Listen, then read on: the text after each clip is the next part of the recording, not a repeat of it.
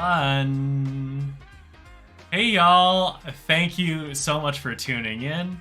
I'm Matt. I'm here on Improv and D&D, and we're here to bring you some more Flabbergasted action. So, you'll see some familiar faces tonight and a brand new face.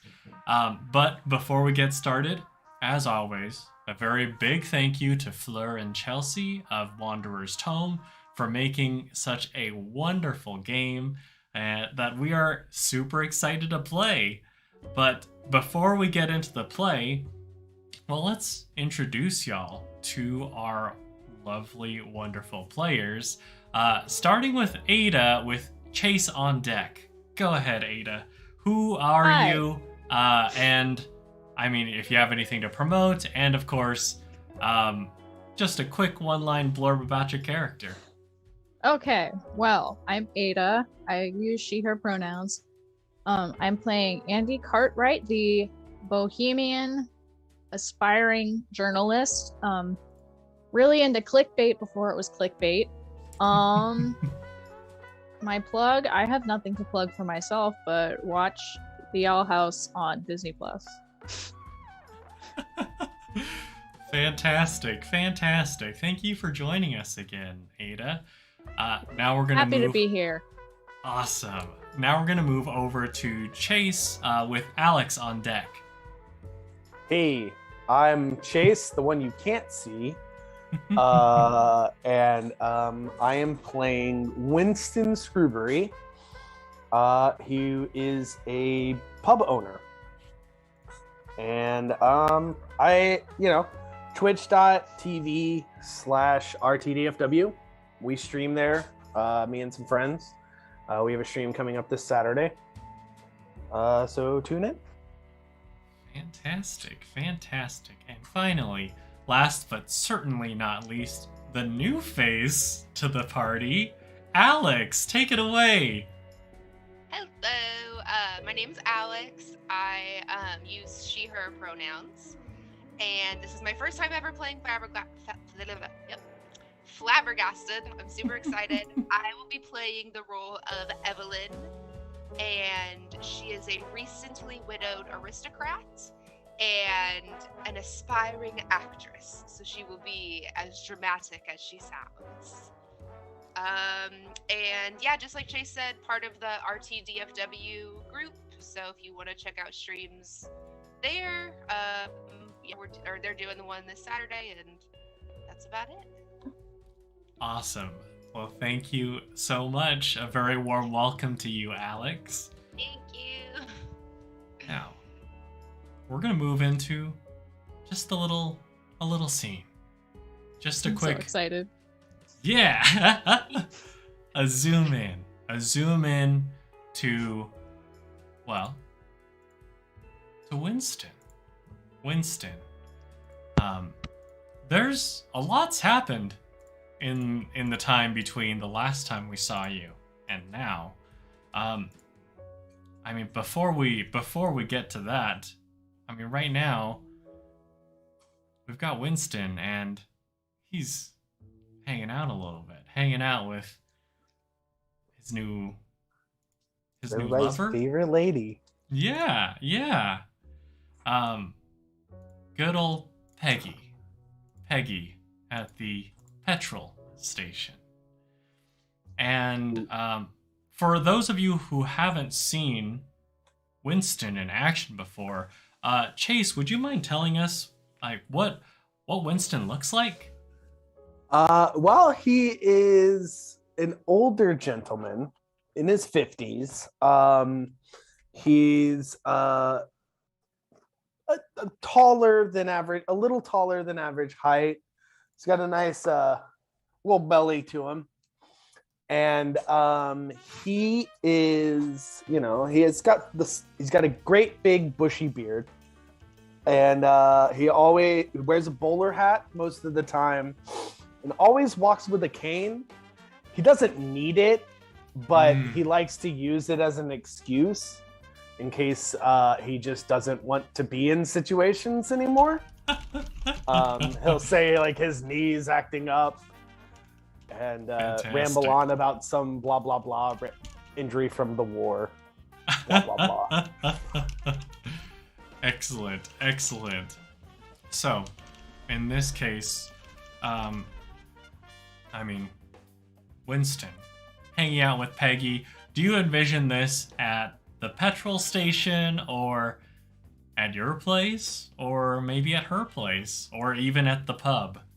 Well, I'll say right now, Winston is extremely busy opening a second location of the pub. Because we were able to refurbish it and give it some new life. It became wildly popular, so we just Winston and the family decided to open a pub across town. And so Winston is kind of spearheading that. So that's probably where he'll be. It's very much same situation. There's a flat above it that he probably now lives in, or is about to move into. And then there's the pub downstairs. Fantastic. But yeah, I would say most of his time is either spent there or at her petrol station. Great. In which case, I mean, at this point, setting up a new pub, I could envision there being maybe a little company meeting. In which case, I mean, Winston does have, I mean, in addition to a cane, he does have a more metaphorical crutch. So, yeah, as he's not talking, the greatest talker. Dig it. He doesn't like talking to people unless there is a giant chunk of wood between them, i.e. a bar. Great. So he can talk your ear off when he's behind the bar. Mm-hmm. But when it comes to face to face, just chatting, that's not happening. Great. Excellent. So then in that case, it's like I could envision maybe one of the people that Winston has kind of put in a higher position at the bar calls a meeting, and it's like kind of a surprise to Winston, but we can see in that case, like as everyone's gathering, I mean, everyone kind of gathers in one corner, but then one of them immediately like notices Winston and knows what's going on, and immediately is like, oh, why don't we move it over to the stools just so everyone can see and sit. But it's clearly just so Winston can position to be behind the bar, so that in the meeting Winston won't have those issues. But of course, being behind the bar, Winston is able to, I mean, he's able to air everything he needs to air out. He's able to establish all the ground rules and everything. Everything is fine. But Winston, as the meeting concludes, you do see out of your periphery, of course, it's Peggy. And Peggy has just a kind of a sly grin on her face, but just a little air of concern on her face. What seems to be troubling you, my dear? Winston, look, I know how good you are behind the bar, but there's gonna be some times where you won't have that there. We'll have the counter at your petrol station, and we have the bar here at the pub. We're fine. But I just sit behind these, and then I talk to anybody. look, I don't want to get too far ahead of myself, but Winston, there's so many places where a bar would be cumbersome. Say, if we were,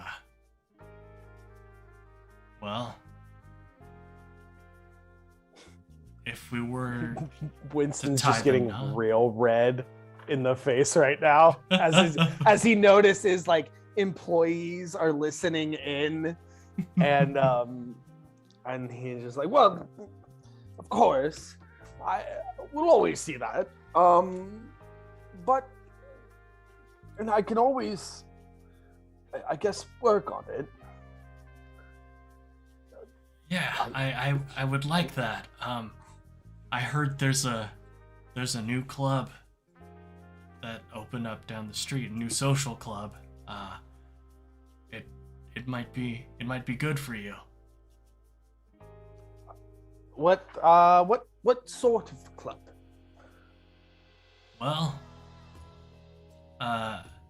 it's got a pretty interesting name, but well, I think it'd be a lot easier if I took you there instead.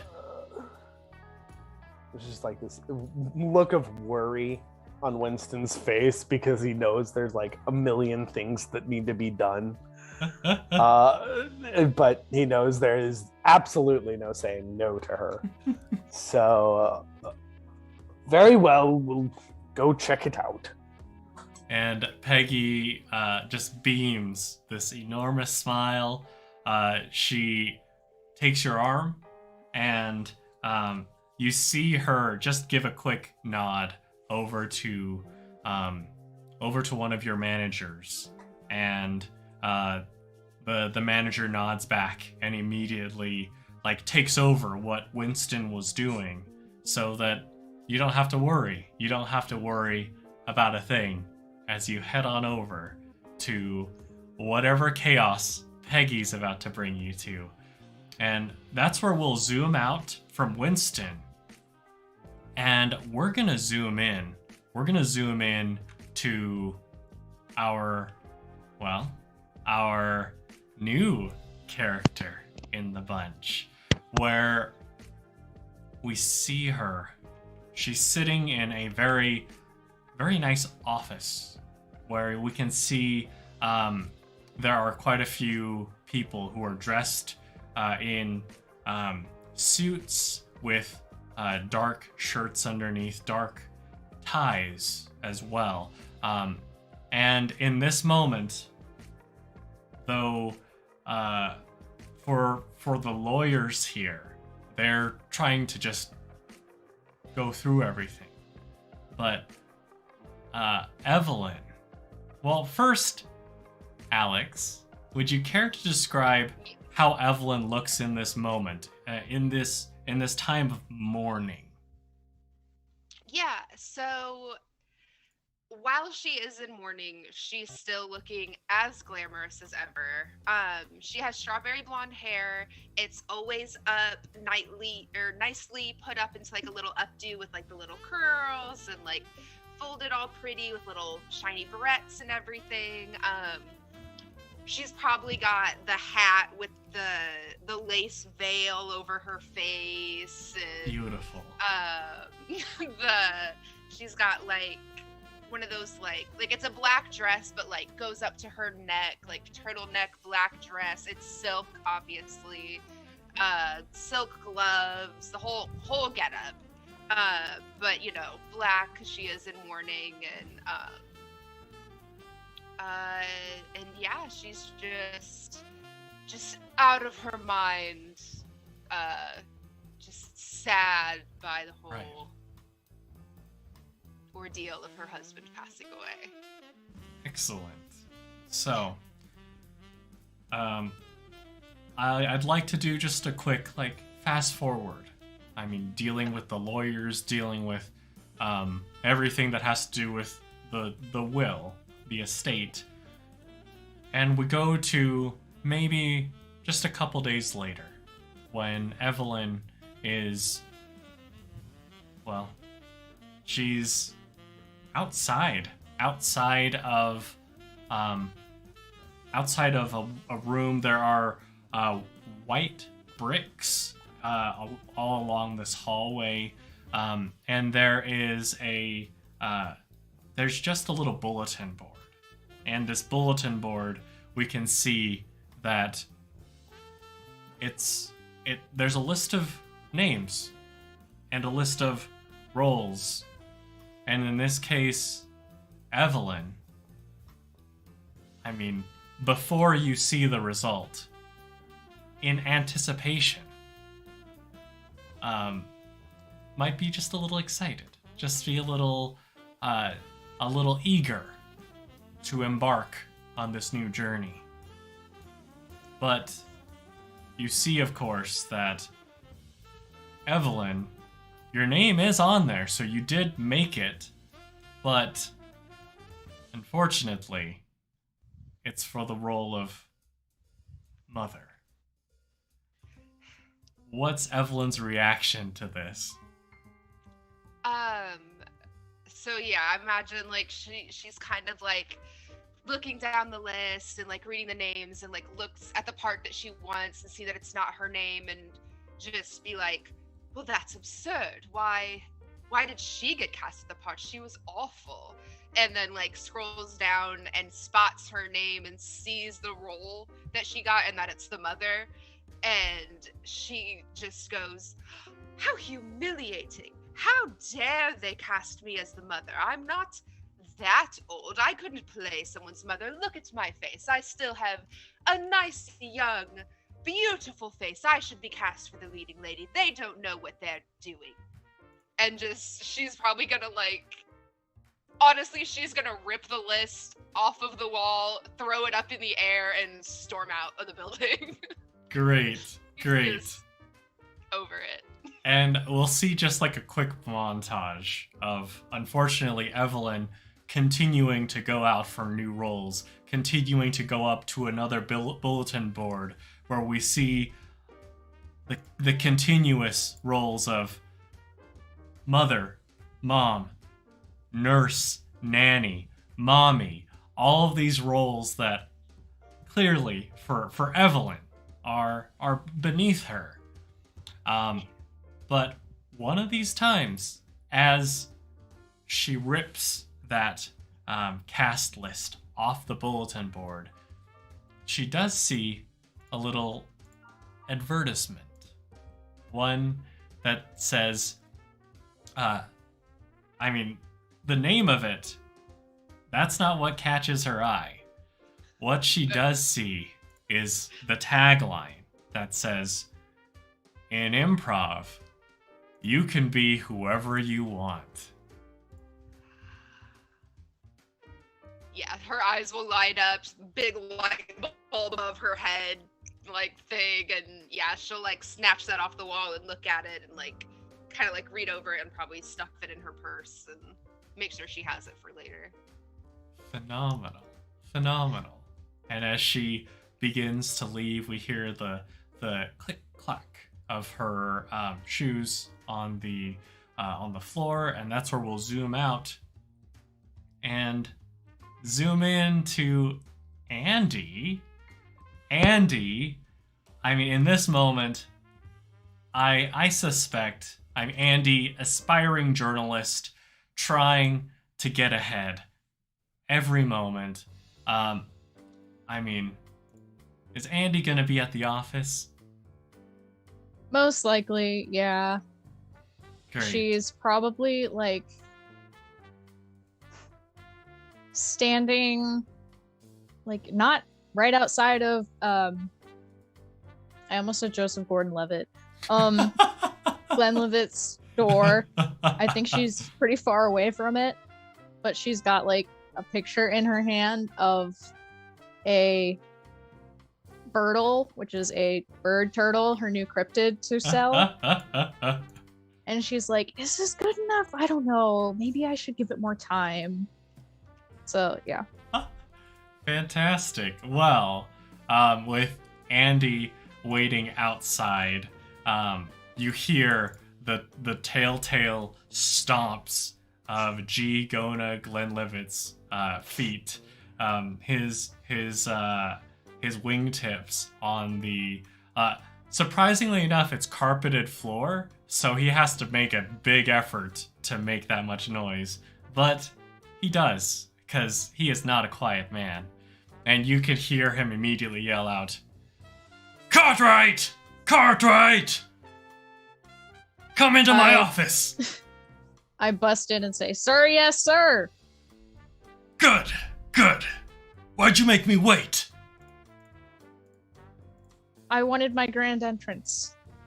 Ah, I see. Well, perfect. Perfect. See, group mind. Right now, we're on the same track. See? Same minds think same, sir. Exactly.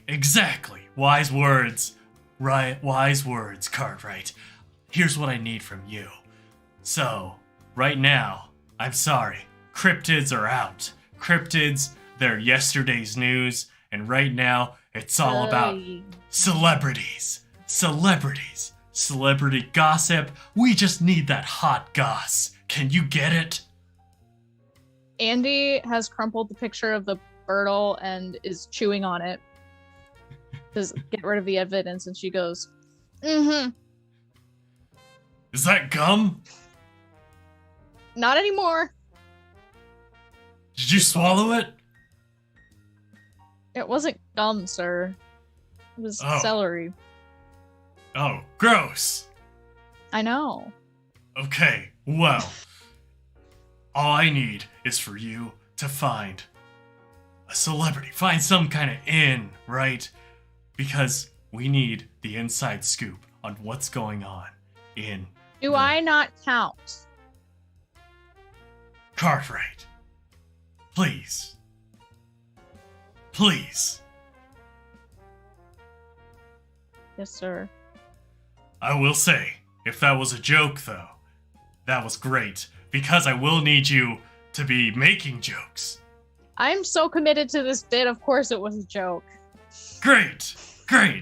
Just went over my head, but I can tell you whose heads it won't go over. And he's gonna slide over a little ad. A little ad for a club, which, well, Adah, as you came up with it, would you like to tell us all what the name of said club is? Andie is gonna look at the flyer and say, "I'm sorry, this doesn't make any sense. It doesn't say who's in charge of the club. It just says, whose club is this anyway? Perfect. It doesn't explain who's involved." What? Perfect. You're on the case? Yes, sir. Okay, we got it. Good. Let's go. Good. Get out of my office. I back out slowly, and I keep backing out until I reach the steps, and then I very carefully walk backwards down the steps and out the door. Great. Like, of the building. Excellent. Oh, a doggy. So we're gonna zoom out from Andie, and we're gonna take a little stroll through the town, flying with this camera angle, and we're gonna zoom in to whose club is it anyway? A little bit of time has passed, and of course our heroes here have been able to get a little bit acquainted with the club. At the very least, they found the place, and I mean, I would like to start things off. There is, I'd say maybe just one when the three of you arrive, there's one gentleman who seems to be in charge of everything, and this guy. You know whose club this is? Well, yeah, it's your club, it's my club, it's everybody's club. But it doesn't specify whose club it is. Like, who's the proprietor? Who's the yeah, anyone. head honcho? Anyone could own this club. But there's no. He has a point. I need to know who is in charge so that I may air any grievances to said person. Oh yeah, I mean, in this case, then, and he's gonna just point back at you, Evelyn, and say, let's say that you're in charge, and then he'll look over to Winston and say, and you're the disgruntled customer. Go. Andie is furiously taking notes.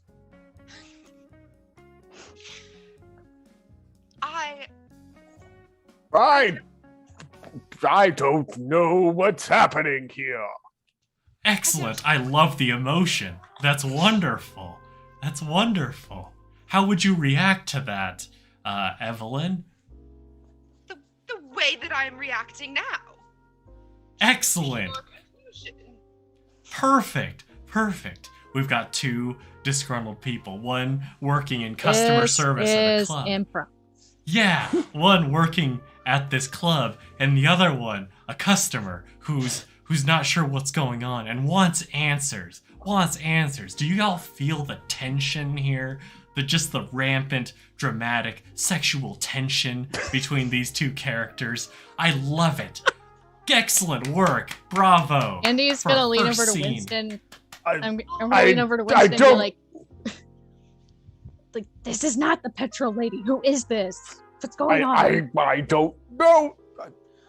I don't know who this woman is. Andie has not learned the petrol woman's name. How could you not know her name? You fixed us up. Her name's not Petrol Lady? No, it's Peggy. I've told you this. I don't know how many times. Petrol Lady. Peggy. Is that short for Petrol Lady? Like, No, it's short Petrol for Lady. Peggy. Andie, you really must listen from time to time. I know, I listen, and then I pull out I've brought Winston a 2x4 because I know he works better with a table in front of him, and I give it to him so he has something to like hold up in front of him when he's talking to people. What? See, I listen. I'm very supportive. You brought me a chunk of wood. Exactly. All right. Hold on to this board. Put it somewhere in the bump. Perfect. Andie knows she's done a good job. Yeah, you are doing a good job. See, and Winston, you're doing fantastic because Andie just gave you a gift and you took it and you ran with it. See, that's improv. It's about supporting each other. It's about taking the ideas you're given and yes-anding them. See, y'all are naturals. Andie's just my friend. She gave me a piece of wood. I'm building a bar. It makes sense. Perfect. See, just from one piece of wood, and we have this incredible story. I don't know your name, but you befuddle me, sir. Oh, well. Sorry, what was that, Evelyn? Sorry. She just goes, I don't plan on supporting anyone. Oh, well. That is a fantastic point of view for your character, for that customer service character, and I love it. It's a strong point of view. But Can you explain what is going on here? you guys are doing a scene, and you're naturals. You're naturals. Where are my lines? What was I that? don't have no scene. I have no lines. You've given me nothing. Exactly. You don't need lines, because the lines are in here. They're in here. She's legit gonna look down and like look at her dress and be like, what? What? They're in your heart. Your heart is right here. You need to visit a doctor, sir. I'm very concerned. They're in your heart. The power.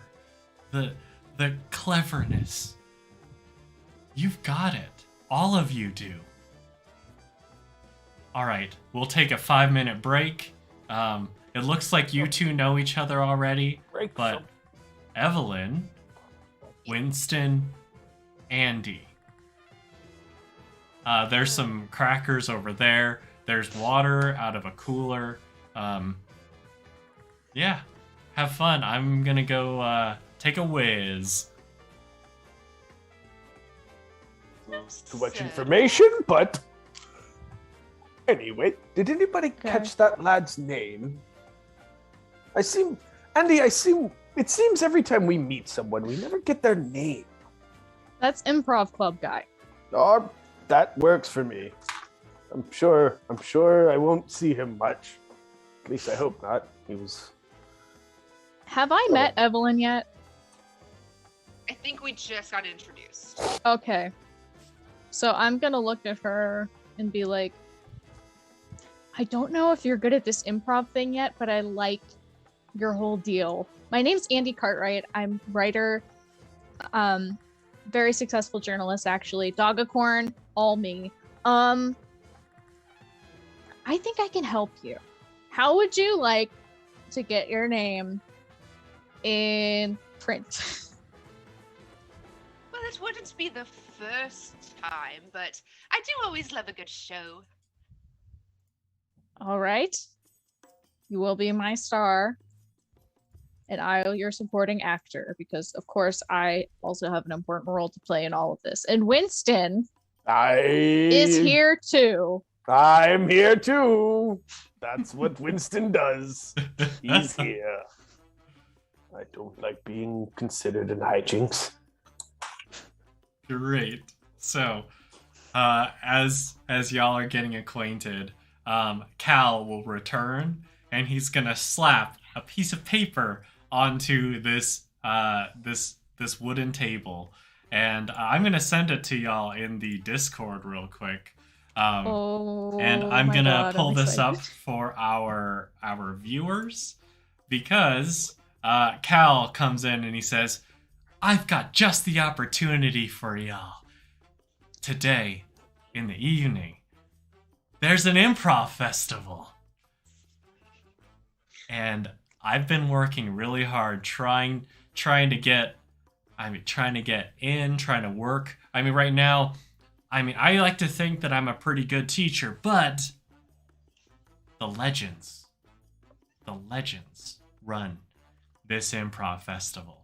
The legendary group, the UCBs, I gotta say, if y'all want to get better at improv, this is the way to go.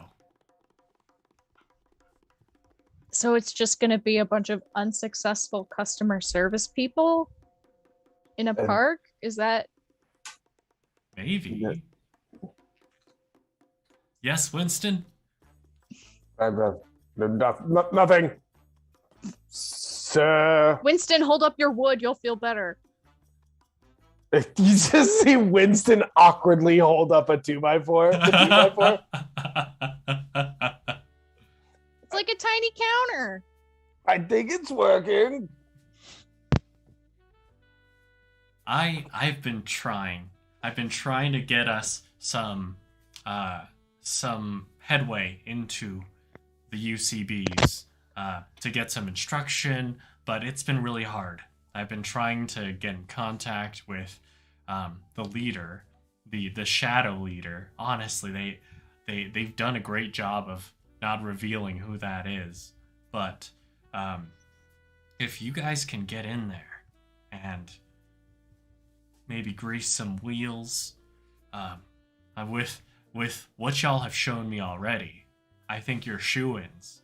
And maybe put in a good word for us, for whose club is it anyway, so that we can all benefit from the stellar instruction. Got it. Can we get a name for whose club this is? It's your club, and your club, and your club. Oh, Evelyn, you're muted, it looks like. I can't hear you. I shouldn't be. Oh, there we go. Go ahead. Would you say that again? I might have said it too quietly in my microphone. You're good. I don't even remember. Oh, I was just like, he just keeps saying that. Because it's true. So I do not claim responsibility for anything that happens in this building. Nor do I.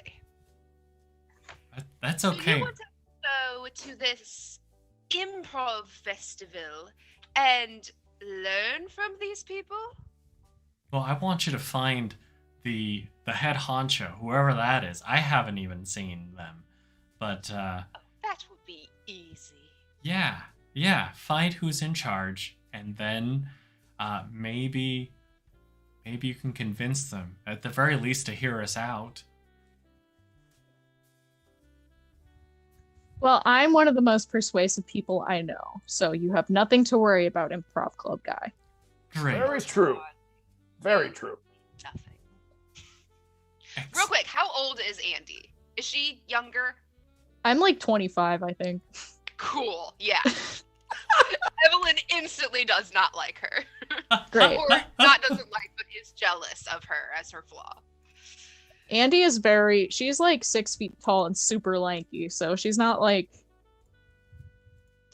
Marilyn Monroe is not from this time period. No, she's like 40s, 50s. But then, yeah, Evelyn will definitely kind of. She's a little wary of Andie. Just want to clarify, tall is beautiful. Andie's just not rocking it.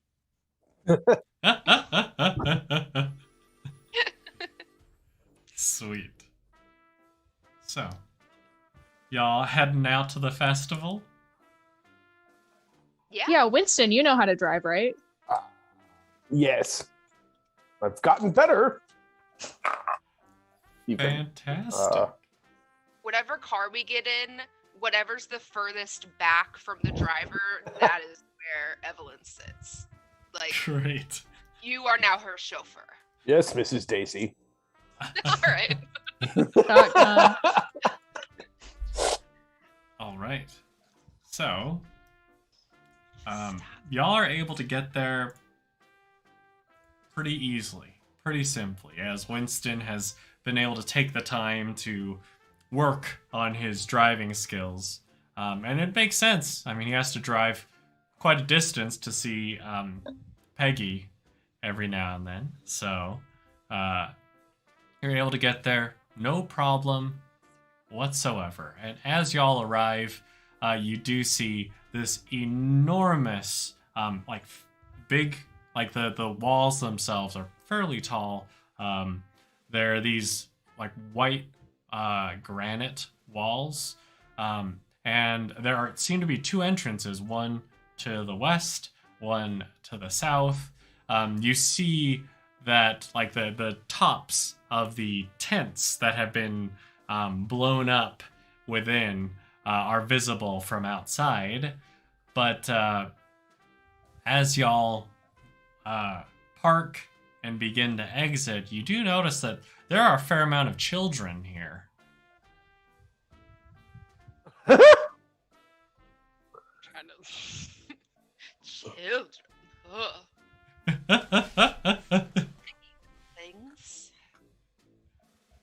Children like Children, young, children. like how Andie is kind of a child, or like actual children. Oh, like grade school children. Oh no. Oh no. And like y'all notice like there's one little boy who as he's following the line, he looks over to y'all, and you can hear him whispering. He's not being very quiet about it because he's trying to whisper to his friend, but he really doesn't want them to miss what he's saying. He's like, I think those are some of the teachers. Oh no. Uh-oh. I think. Are there any like adults around, or do we just see the children? The nearest adults, like there are a couple like I'd say like chaperones for the kids, as well as some adults that are at the entrances who are stamping hands, taking like paperwork and the like. Okay. Andie's gonna walk up to the people doing the hand stamps, pull out her press badge, and say, "We are looking for the bees." Is that a joke? No. We need to find whoever's in charge of this. We are looking for the queen bee. or king, or other title. Whoever's in charge. Interesting. Interesting. Well. Andie Cartwright, you might know me. Dogacorn. And he begins flipping through there's this fairly thick, it looks like a ledger that contains names, and he's looking through and he says, what school are you with? We don't know whose club it is. We've been told it's our club. I guess I'll hand him the flyer for whose club is it anyway. Oh, I don't have you on the list. Well, we're here now. I think Winston will step up from behind Andie using my scene Q VIP. Where you're well known around town and you tend to get recognized and run into old friends often. Wherever you are, you can usually find a familiar face or someone eager to schmooze with you.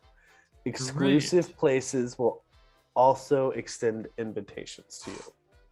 Such an interesting cue for Winston to have. Right? Well, it's funny. Well, because like people know him from the bar, so they know him as this super chatty guy. Oh, that's true. Oh, I love that. So, yeah. Great. So, you have that piece of wood. I have that piece of wood. Actually, no. I'll be honest. Winston probably left the chunk of wood in the car. No, because he didn't understand. He doesn't understand. He thinks literally as a penny pincher. He thinks she's literally giving him wood for the bar. So he's like, all right, the windows open for it. Take that home. He's like got it in the trunk, sticking out a little bit. Well, Andie has no other 2x4s on her person, so good luck. Uh-oh. Great. Well, at the very least, Winston, I'd say like as you're initially stepping forward using the scene cue, you recognize this guy as someone who's been to the pub before. This is Perry Platitude, and Platitude. He's like, wait a second, is that Winston? And it's like he has a big grin on his face, and he like claps you on the back real quick, and he says, "It's been a while." And Winston, I could easily see like maybe initially without that block of wood, without a counter, it's a little overwhelming. Yeah, exactly. Exactly. As soon as he puts his hand on my back, on Winston's back, Winston is just like, it is good to see you again, Perry. Yeah, of course. And it's like he says, "Hey, come on over here." And you do note, of course, that the table that his ledger is made of wood. So he'll stand on the opposite side of that table from Perry. I have a question. Is there a tree? There are trees here. Can I rip a piece of bark off of it? Sure. Just like a little chunk. Sure. Yes. Okay. Just in case he needs a little confidence later. Great. I love that she attributes his confidence to a bit of wood.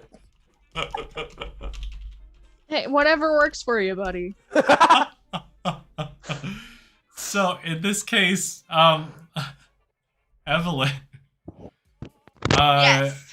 you do see like Winston seems to be Winston. No, you're good. I love dogs so much. Winston seems to be like you see like it's night and day. It's like Dr. Jekyll and Mr. Hyde when you see Winston initially, and then when he moves, all of a sudden it's like everything clicks and he's smooth and he's like charismatic. And then you see Andie ripping a piece of bark off a tree. Yeah. These are your new friends. What have I gotten myself into? And she'll probably Part walk, of his process. she'll probably walk over to where Winston is talking to the guy, because is he letting us in, or we haven't gotten that far yet? We haven't gotten there yet, but he does look like he's very friendly with Winston, and so you would be able to assume that most likely this will, at the very least, help y'all in entering. Okay. So then she'll just go up and kind of join the conversation with Winston and Perry. Great. Okay, so I'm also gonna go in that general direction. excellent, Andie, with your big chunk of wood now. You do overhear like a little girl say, "Mommy, why did she do that to that tree? What did the tree do to her?" It's a prop. Oh. Okay. It's a prop, Mommy. Don't worry. Now, Andie, you're able to return with your bit of bark. Winston, you and Evelyn, like you see Perry like flipping through, and then he goes digging inside a little case, and he says, "All right, Winston," and he hands over three instructor badges over to y'all, and he says, "Don't tell anyone I did this, but these will get you in." Thank you very much, Perry. I appreciate it. And do stop by the new location of the pub. Your first round's on me. Oh, well, thank you.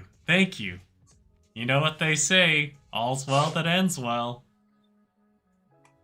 And Winston will do this tap with his cane on the table and very kind of like, indeed, and start to walk off.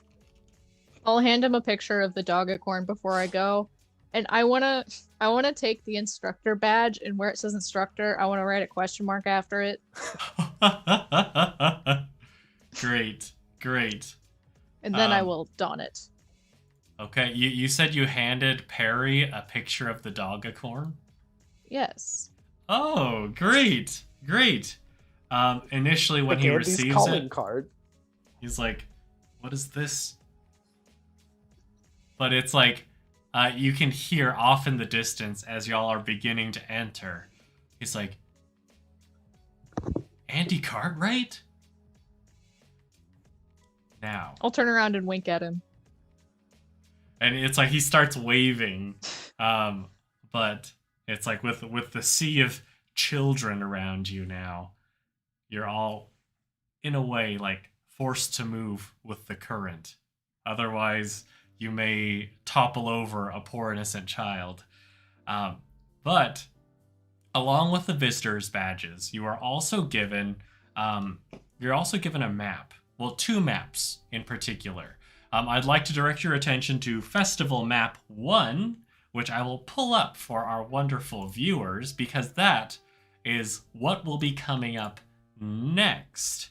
As far as the two maps are concerned, this is what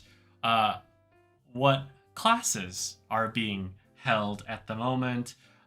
There's, of course, the main stage itself. There's a warm-up area. The classes that you can see right now are, of course, 1 second, and you're coming in from the bottom of the map.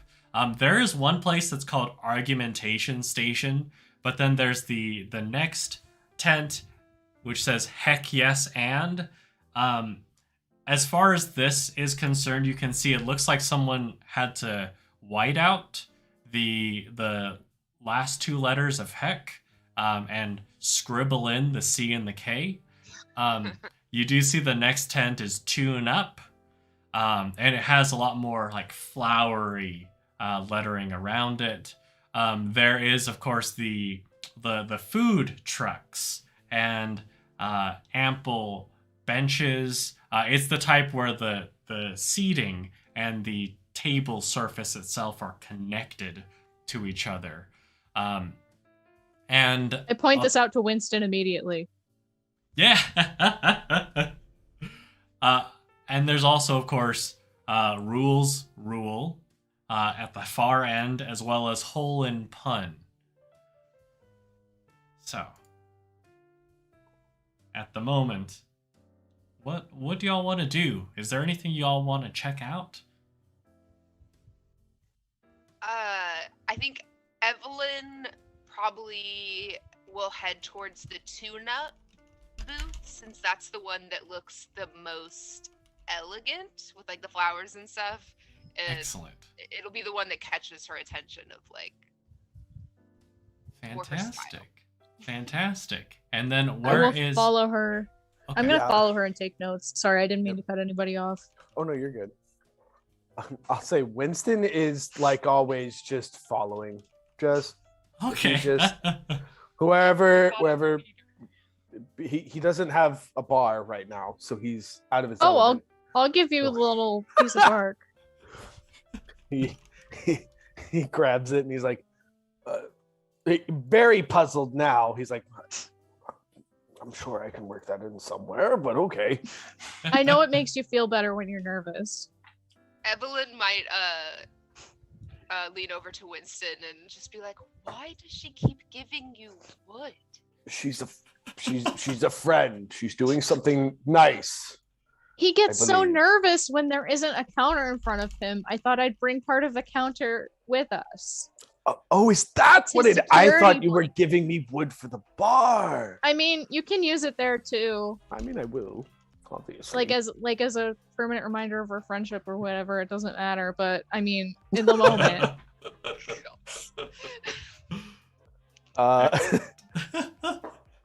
Whatever, it's stupid.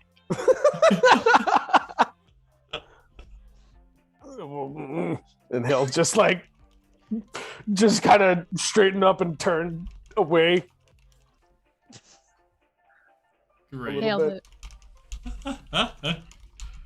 Okay, so on your way to Tune Up, well, y'all do notice that, yeah, there are a large number of children here, and you can see that it looks like a lot of people are staying away from the argumentation station. And heck yes, and has quite the attendance. It looks like there are quite a few people who are like excited about it. And as far as tune-up goes, outside the tent, the line, the people do seem a little bit more like they seem like they're in the zone. You do hear some people who are doing like scales. As well as some people who are like practicing their enunciation. Now, over at the warm-ups, you do see a gentleman who has a red button-up shirt, top collar unbuttoned. His hair is like blonde, but a little wispy at the top, and khaki pants. And he's guiding a group of kids through. Zip, Zap, Zop, Tic-Tac-Toe, Kentucky Fried Chicken. A little warm-up where it looks like he's pointing at them and then they have to do the next word in the order. But it looks like there are enough people around here that are like beginning to grow that circle is becoming bigger and bigger to the point where maybe eventually he won't be able to handle this anymore. So. I defer to Evelyn.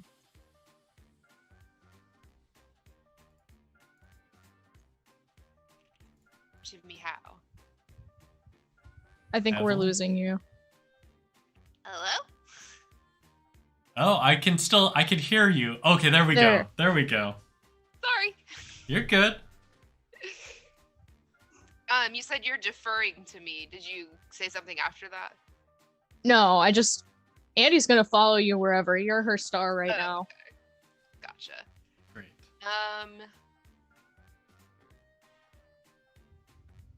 Yeah, I think Evelyn will go over to where this guy is doing this warm up or whatever, and just because like she's kind of interested, and she'll go up to him and just ask like, "What is it that you're doing?" Oh, sorry, I'm a little frazzled right now. I'm just doing warm-ups for the kids, and you see his eyes go down and then widen, and then he looks at each of you and he says, "Oh, great! There are other instructors here. Fantastic! So if you guys each wouldn't mind taking a few of these kids off my hands so that we can get everyone nice and warmed up." Yes. Yeah, I'm JT, by the way. It's nice to meet you. And he goes to shake your hands.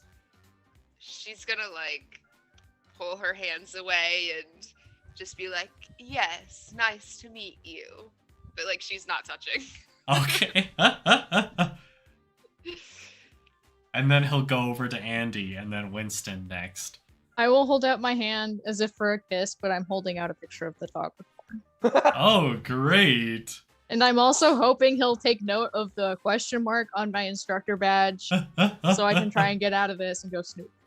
Excellent. So, when he sees Evelyn recoil, you see a big grin on his face, and then he says, "All right," and then he goes over to Andie, and he he like grabs your your hand and also the photograph, and then he kisses the photograph, and then he looks As at your name tag and he says, "Ah, that's a good one. That's a good one. I dig it. Cool." Nope, not a joke, just unqualified. Hey, we all feel unqualified sometime. I think you should take over Henry's group over there. Okay. And then he'll go shake Winston's hand. Winston is already with a group of kids. Like Oh. it's weird because Winston's a family man, and he would always take care of his nieces and nephews.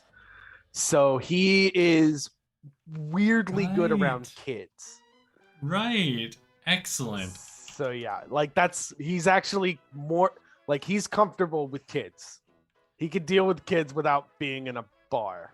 Awesome. Because Awesome. he doesn't believe kids should be in a bar unless they're working. Dig it. Dig it. It's Okay. the 20s. Hey, it's family. There's no child labor laws with family. Great. So, all right, Winston, you're already with a group of kids.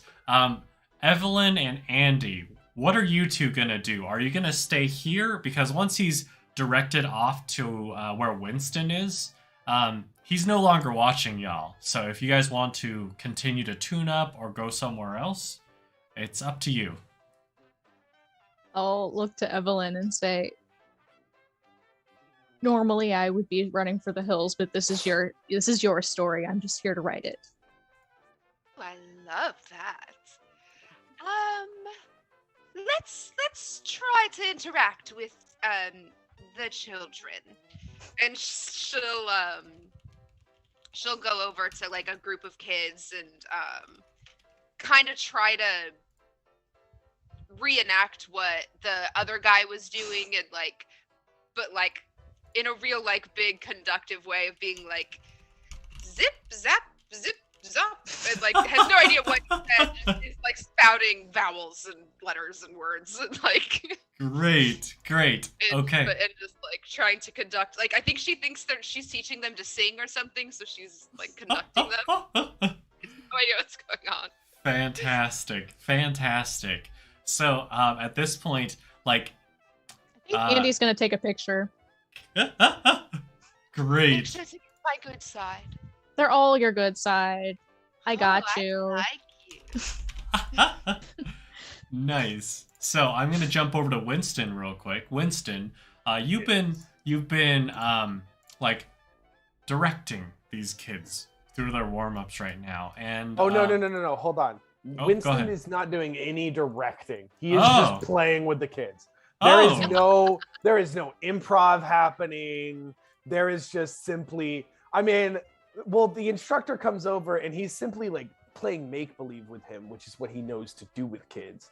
So the improv instructor is just like, awesome, and Yeah. Winston doesn't think of this as improv. He's just like, well, kids play make believe, so you play make believe with them. Perfect. Well then, in this case, would you mind doing a little wit roll for me? Oh yeah. As you keep That's my keep good up. one. Fantastic. That's my good one. I can roll all my dice. Nice. That is at least one success. Excellent. And I'm gonna give you one more dice because of your experience with your brother's kids. All right. That is another success. Fantastic. So that is 2 successes. Great. So, in this case, like the way you're playing with them, you just see the kids like eyes light up. Like there's one in particular who's like, "What? Can we really do that right now? I don't think I'm that high level yet." Oh, You can do anything you want, young Theobald. Aww. And Wow. he'll kind of rustle his hair, and then kind of stand up because Theobald will run off, and he'll stand up and look at everybody, just kind of watching over the kids. Excellent. So in this case, like as you're doing that, the gentleman that was conducting the enormous group, he comes over and he says, "Hey, you're really good at this." Well, kids will be kids.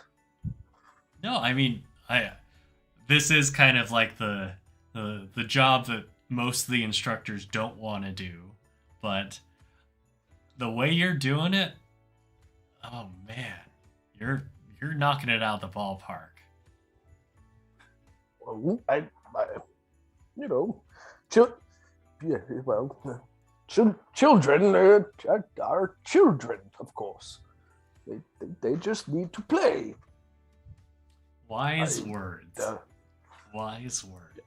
What club are you from? We still don't quite know. We're still trying to figure that out. We've been asking whose club is it anyway, but nobody will answer us. Cal's club. Okay. Perfect. I'll keep y'all in mind. And while Winston is being so successful with his group, Evelyn and Andie, Evelyn as you're orchestrating, as you're doing like this kind of, I mean, it feels like an improv warm up with more emphasis on like musical talent. Would you, since it is a little bit more musical, I'll allow you either a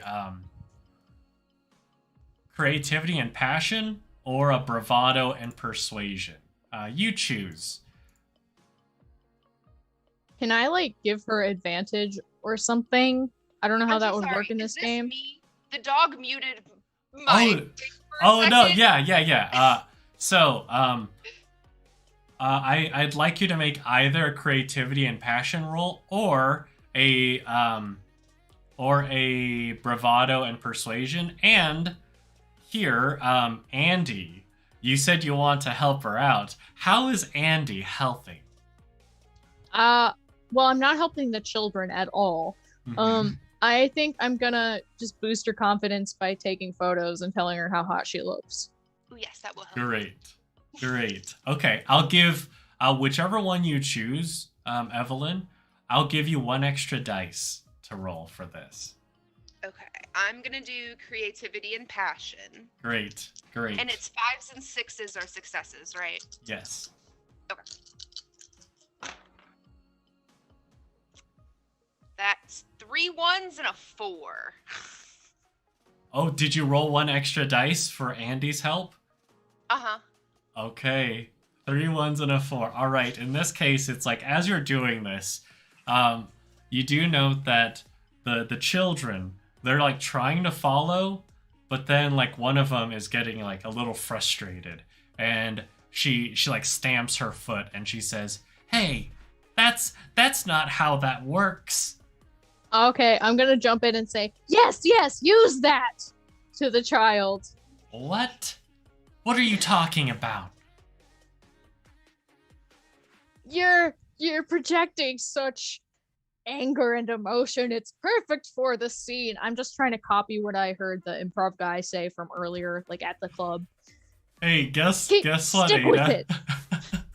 What? Sounds like another bravado and persuasion roll for Andie. Good. I was saying before we started, Andie, I put more dice into creativity and passion, but I've only ever done bravado and persuasion because I keep saying dumb stuff. So,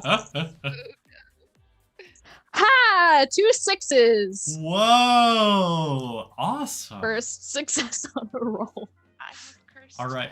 So this little girl, like when you say that, you see her I'll take a picture of her too. Scowl immediately turn into like just this beaming joy, and she's like, "What? Really?" Okay, well the anger's gone, but now we can use this emotion. Oh, I didn't think anyone would ever notice how good I am at acting. It's not that hard. See, even that guy can do it. And I point to Winston. And she like looks over and says, "Oh, but I mean, he looks like he's had plenty of experience. I'm just 8 years old, and I'm already getting the attention of the instructor." Well, if you'll see, it says instructor. So you see, I'm not that Yeah. experienced either. Oh, okay. So would you say that I might be better than you? Yeah, probably. It's all a game. Just Wow. pretend you're good at it, and then you're good at it. That's what I've learned today. Yeah.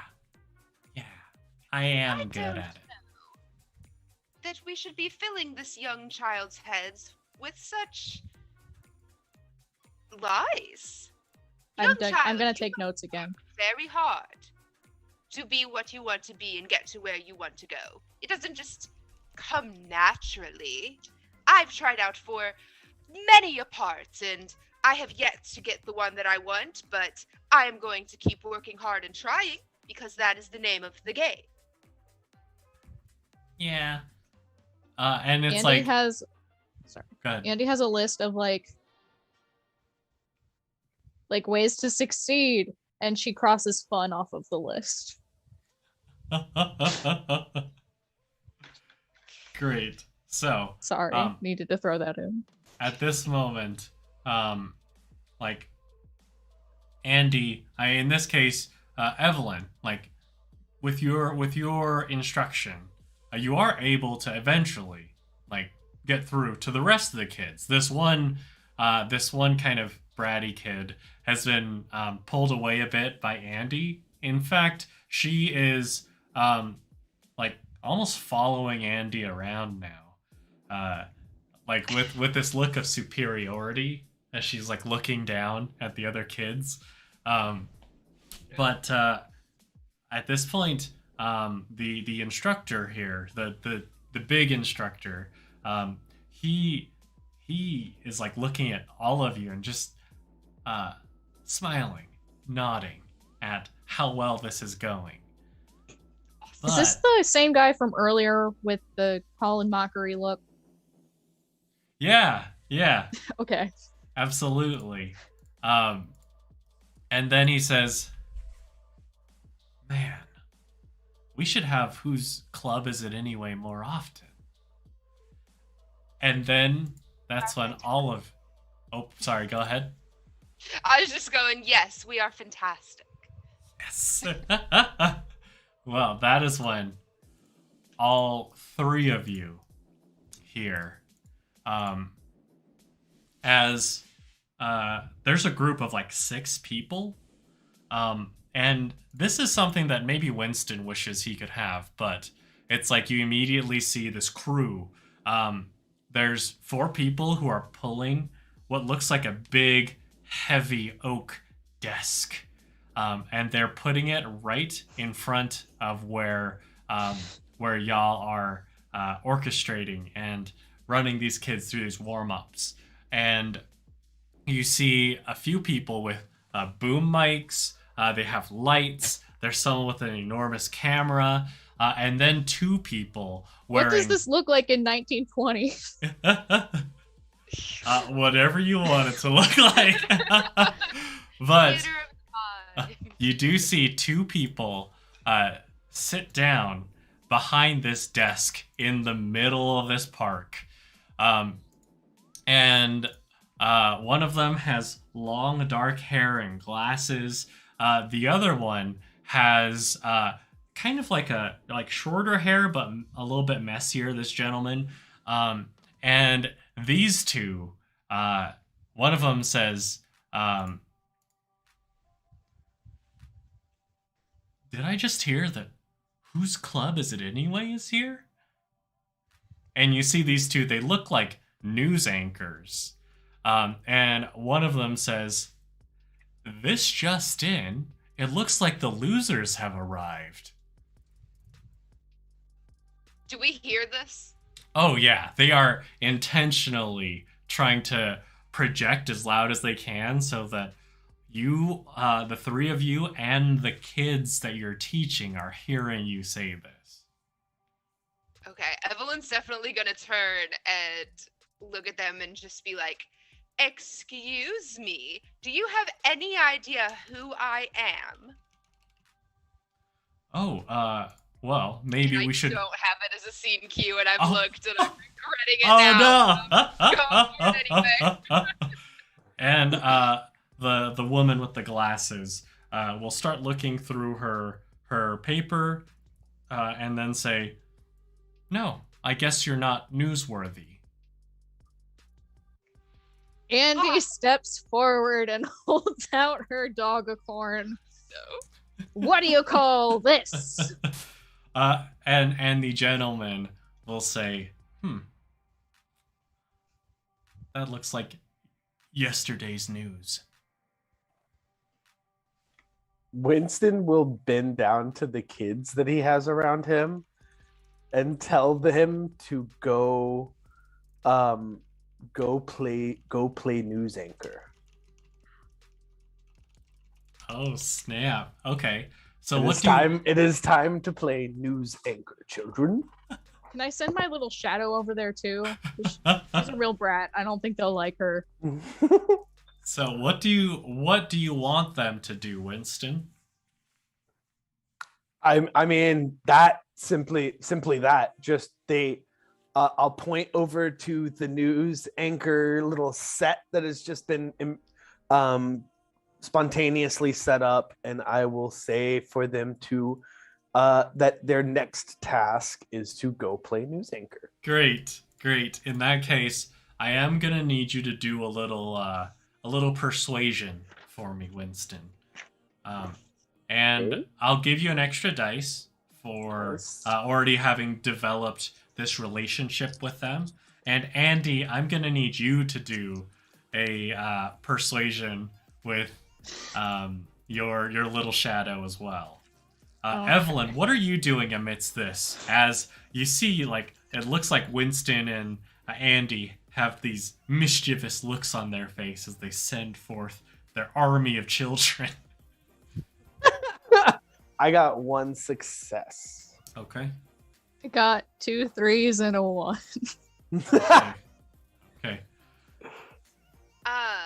And Evelyn's probably just arguing with this guy, like demanding, Right. like, Who are you? Who do you think you are? Who do you represent?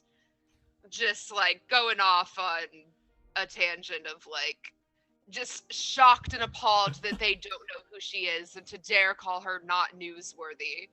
Will you do a wit and sharp for me? Okay.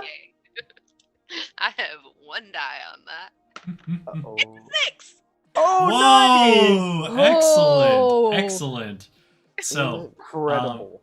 as you're doing that, like Andie, unfortunately, you're unable to spur your shadow along because it looks like her attention is now captured by Evelyn, and you can That's just kind of see fine.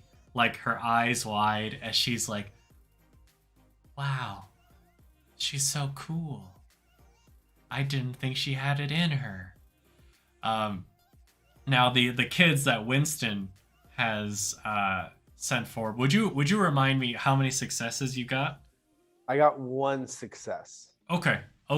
At the very least, you're able to get 2 of them who, like, when they run forward, one of them is like really just getting into the shot, like in front of the camera that's on the 2 news anchors, and another one is like playing with one of the one of the sound guys. Like he's got his boom arm a little bit low, and this kid goes up and starts playing with the little fuzzy windscreen thing, and they're like, what's going on here? And y'all do notice that Evelyn, your words do seem to rattle the 2 of them quite a bit. And as they see the chaos unfolding, they immediately, they very quickly straighten up their papers. And the woman with the glasses says, "Well, okay then. We'll see. We'll see who gets that last spot. That last spot for their club, as far as the private instructions go." I suppose we will. Yes. Especially, well, today's Friday, so this isn't exactly our forte, but we have been Stacy and Larry, and I guess we'll see you live Saturday night. We are S and or L. And then they will walk away as their crew starts to pack away their equipment. I hear they use cue cards.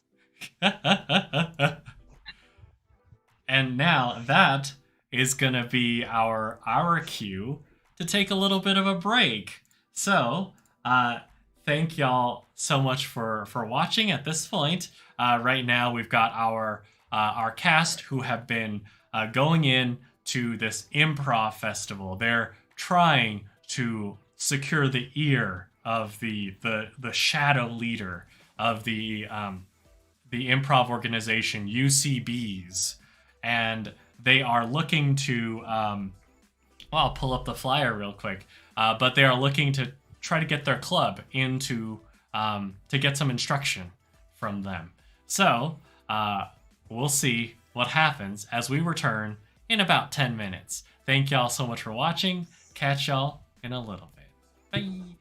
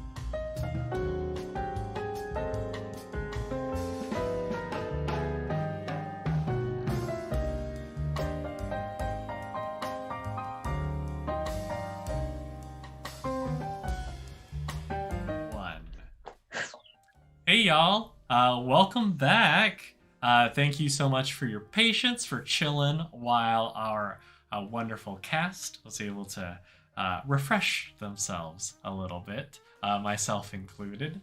But as a brief recap, our characters here have come to this improv festival, looking to find the shadow leader of the improv troupe, UCBs, and they're looking to find out some way to get into their good graces so that they can get their social club, whose club is it anyway, into some private instruction.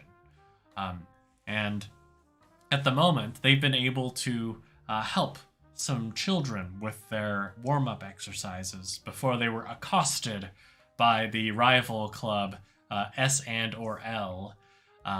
Now, well, I'm gonna start with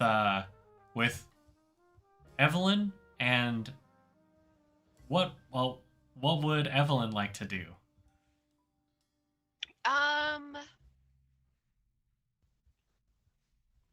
Evelyn might go up to the rules rule, just so that she can kind of get an understanding of what is expected of her, because that's usually how she needs to play herself, is based off others' expectations. Fantastic. As Evelyn heads in that direction, where is Andie going? Andie is sticking with Evelyn, taking action shots of her when she can, taking notes on everything that's happening, trying to come up with the best headline possible for this new celebrity. Great. Now, as the two of them go off, Winston, what is your plan of attack? My current, Winston has been given a task to watch over children, and he will be serious about that task. So that's what he's doing. He is staying with the group of children he has been given charge. Great. So, in this case, well, the one that is Theobald, he will actually introduce you to his two friends. His two friends, Dudley and Emma. And the three of them, they kind of break off from the rest of the group, and Theobald will say, hey, Winston, will you come with us? We're not quite sure where our teacher is, but we trust you. And he says, we want to go to Heck Yes and.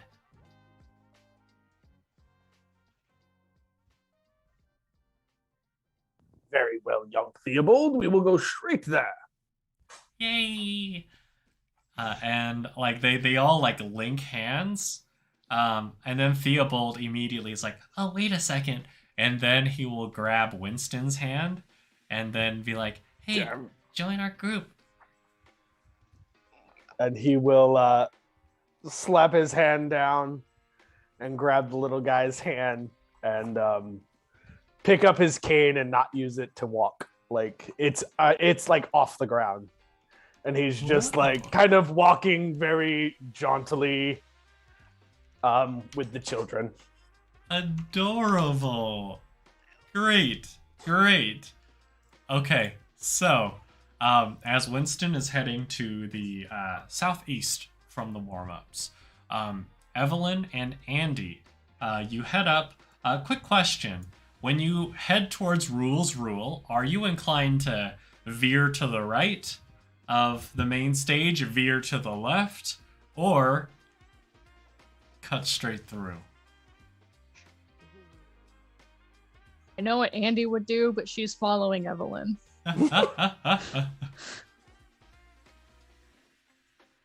No, Evelyn is going to respect the stage and Okay. she'll veer off to the right of the stage. Okay. Like Great. away from the other, where all the Excellent. commotion is. Excellent. So, whilst y'all are veering off to the right, you do see like there are quite a few. There's some kids that are heading into the main stage. There's some kids that are heading over to Hole and Pun, or maybe to Rules Rule. Like they're trying to stay close onto the path. As you veer to the right, you notice that it's a bit quieter here. Both of you notice this, and then you do hear. It sounds like just from inside the tent. Like you see two figures, like the outline of them, because there are lights inside, but you can see just their breed, like the body shape roughly, and you hear a voice say, like, we can't find them. How are we going to do the final performance without them? I know it's for kids, but if they're not here, then we can't do it. And then the other person says, well, where were they last? And that's what you overhear as you're walking along. That's on the main stage, or that's in the rule tent? Oh, that's inside the main stage tent. I'd say it's probably like, based on where it is proximity wise, it feels like it's in like a backstage area. It's like on the far end. Maybe a couple people have moved over to the side, so they're not like alarming anyone who's attending whatever's going on in the main stage. Okay. I think Evelyn kind of is like curious. She hears this. So she's gonna sneak backstage and find the people that were talking and just be like, hello, I couldn't help but overhear that you may be in some trouble. Thank God, because Andie was gonna like beg to go. Yeah, no, we're going. Excellent. So, as you wander back there, you do note that there are two people here. There is a woman with she's wearing a button-up blue shirt and slacks. Her hair is kind of slicked back a little bit. You can see it's kind of salt and peppery. And you also see a gentleman who, like, when he sees you, you can see he's distinctly shorter than the woman is. Like, she's probably like good 5'9", and he is probably about 5'1". But he's smiling. He has mid-parted red hair, a gap-toothed smile, freckles. His nose protrudes a little bit. His body's kind of scrawny. And he says, we can't seem to find, and he kind of looks nervously to the woman, and she says, we can't find the other part of the act, and we're supposed to put on the show for the kids, really show them what we're all about, but I don't know where he is. I would like to use my scene cue of perfect manners. Oh. And Evelyn let me read it real quick.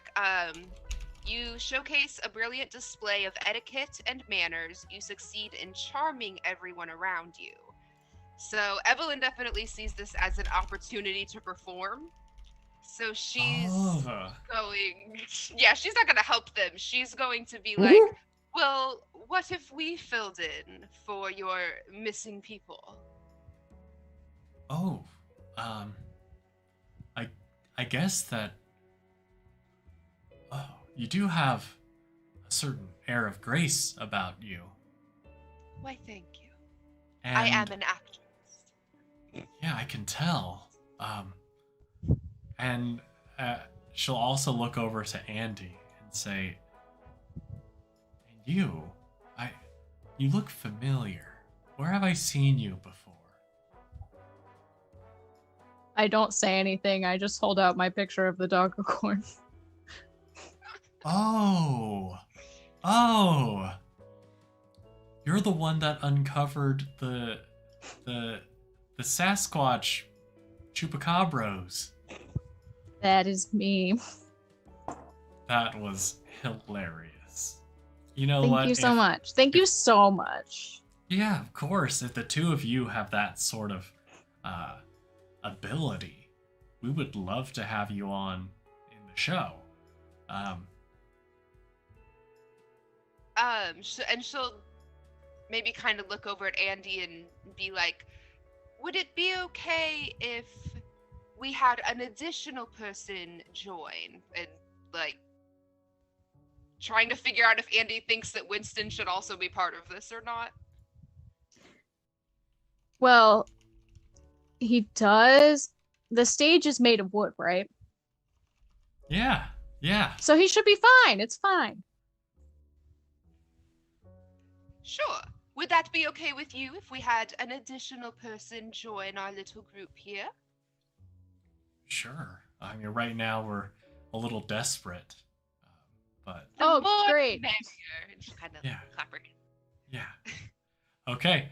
Now I'm going to pop on over to Winston real quick, as y'all have secured a position in performing with this woman later on in front of the children.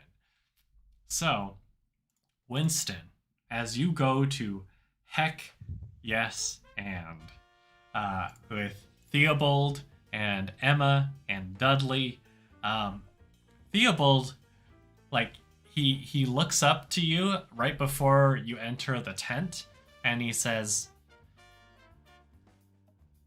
"You've been doing this for a while, haven't you?"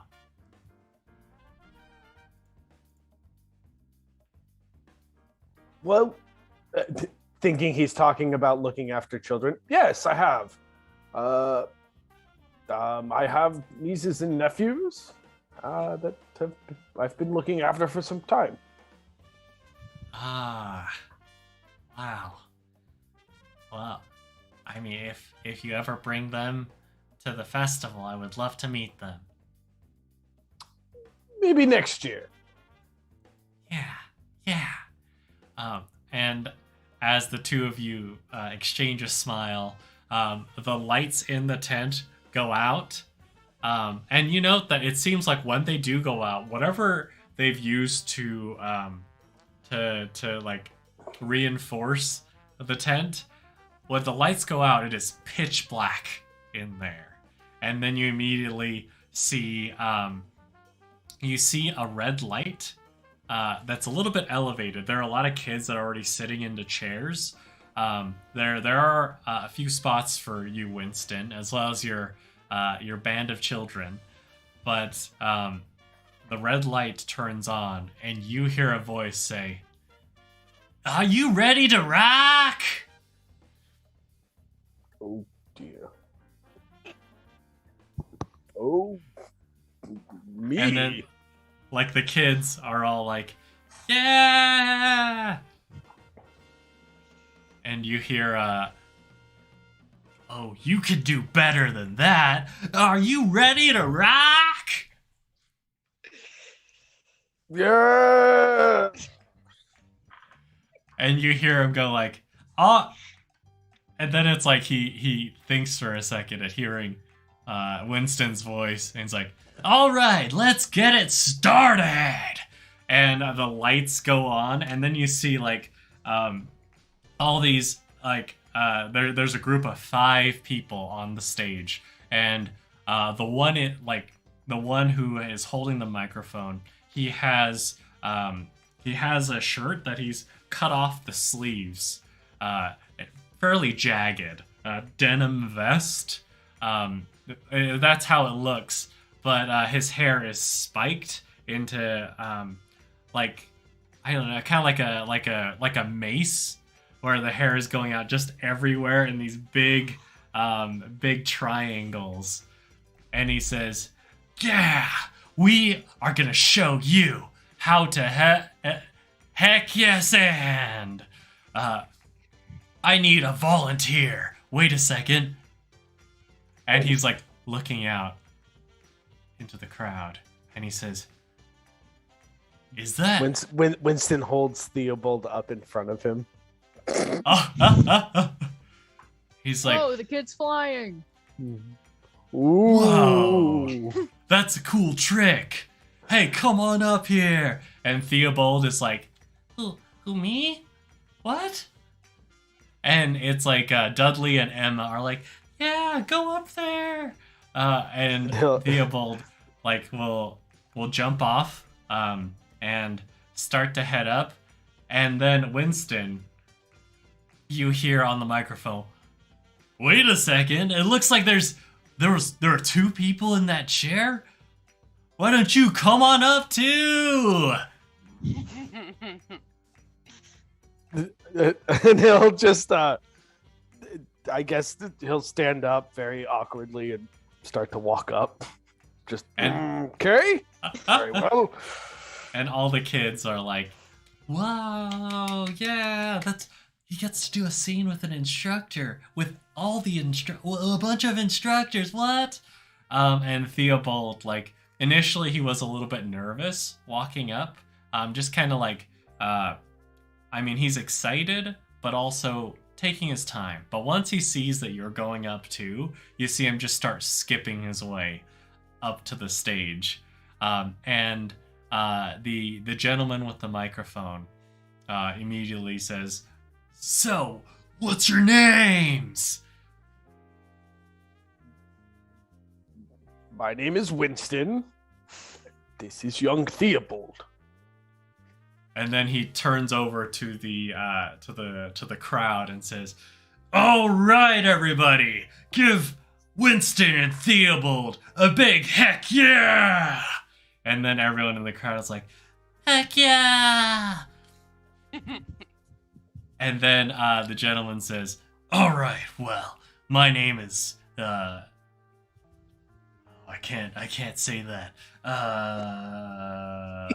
My name is Blunt. So, Winston, and your friend Theobald?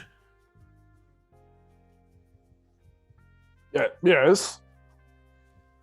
So it looks like the two of you are pretty seasoned improvisers, yes? I wouldn't say that, but what a humble gentleman. Everyone, a hand for humility. And then everyone's like, yeah. So, Winston, what kind of form do you like? What's your style?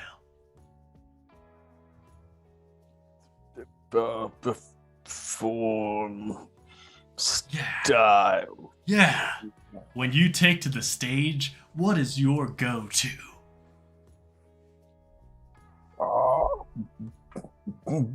Well, I know how to pour a good drink. Oh, I love that game. Bartender, bartender. And then they start rearranging themselves. One of them like goes in the back and you just hear rummaging around before someone slides out like a little, it's like half of a bar counter. I'd say maybe like 4 feet long. He's gonna be fine.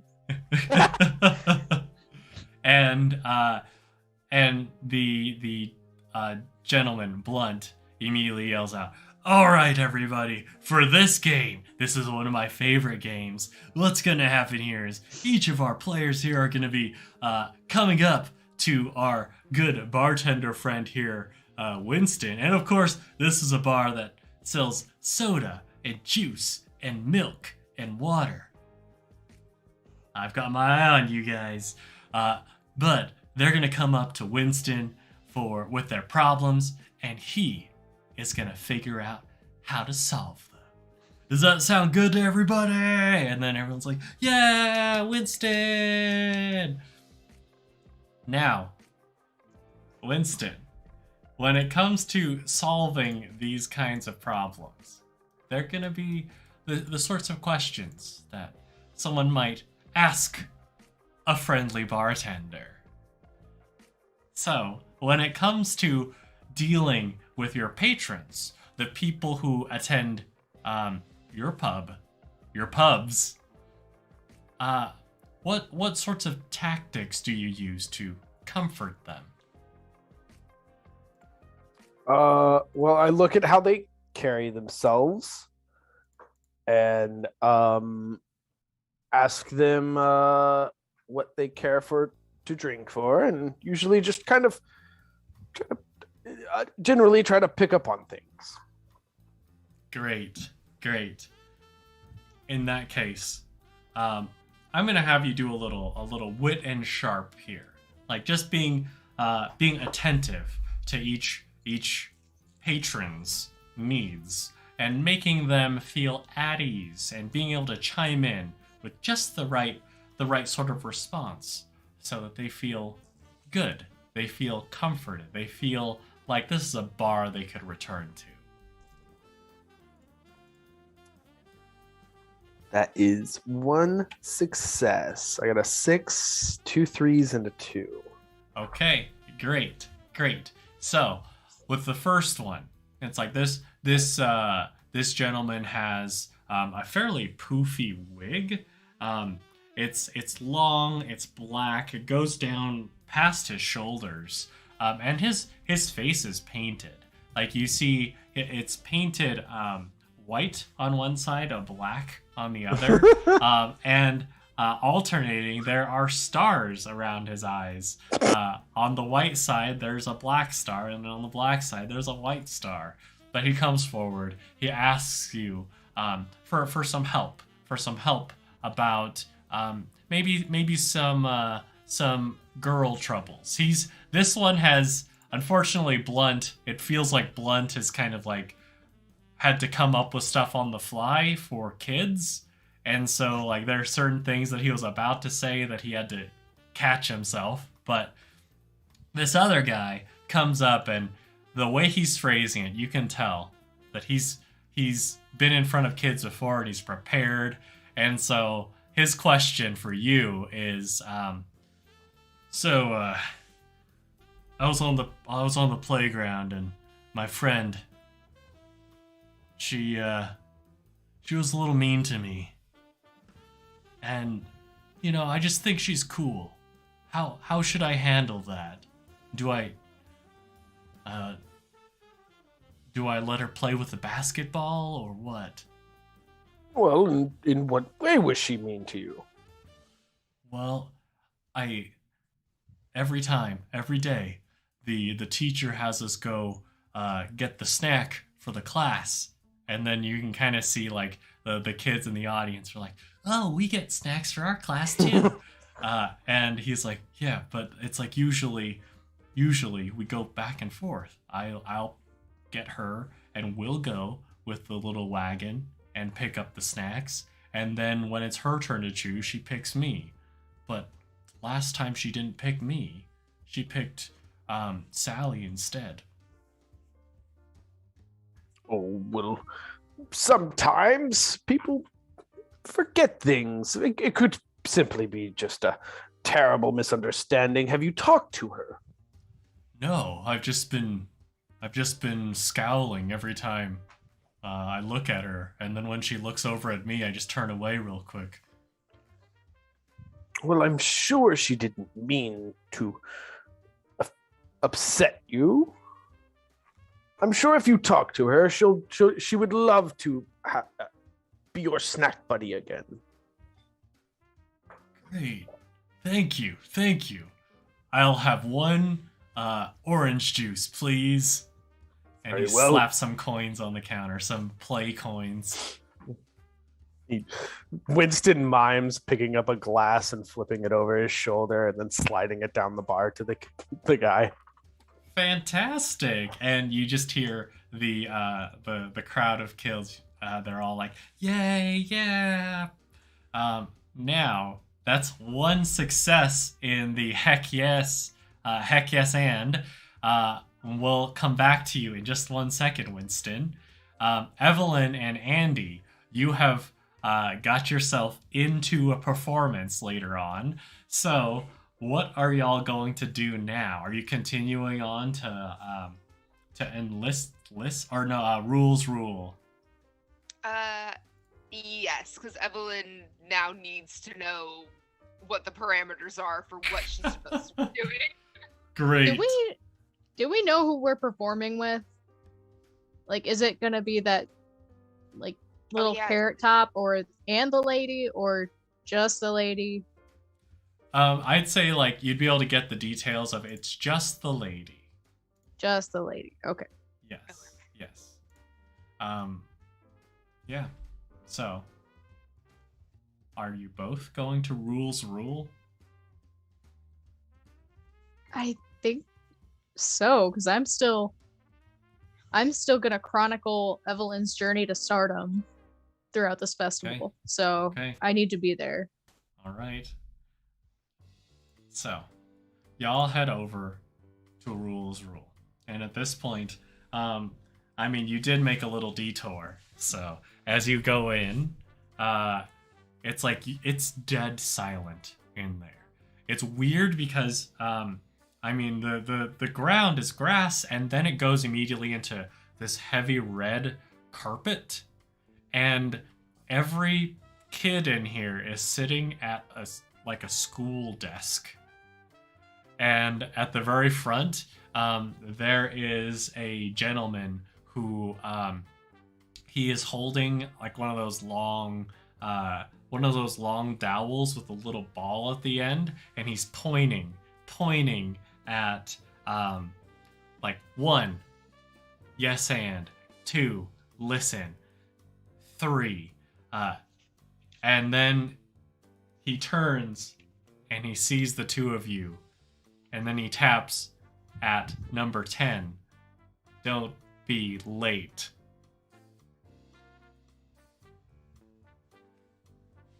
So, it looks like we have some rule breakers already. Yes, pardon our intrusion. We got a little sidetracked on our way here. Ah, well, in that case. And it's like he does look the two of you up and down. He does see that you two are instructors. And he says, in that case, and he looks over at one of the kids whose his desk is facing the rest of the class, and he says, what should their punishment be? And that kid says, oh, I think we need to have them do a little murder mystery. And he says, that's a great idea. I'm sorry, as an adult in the room, I can't condone murder. It's interesting, makes for a great story, just can't have it. It's not okay. It's not allowed in most places, including here. Oh. Well, I mean, we don't condone murder either, but for this game, we'll murder away. And, like, the other kids seem to be, like, fairly excited about it. They're not showing the same level of jubilance as you might find in Heck Yes and. But, he does say, so, which of you is better at communicating without words?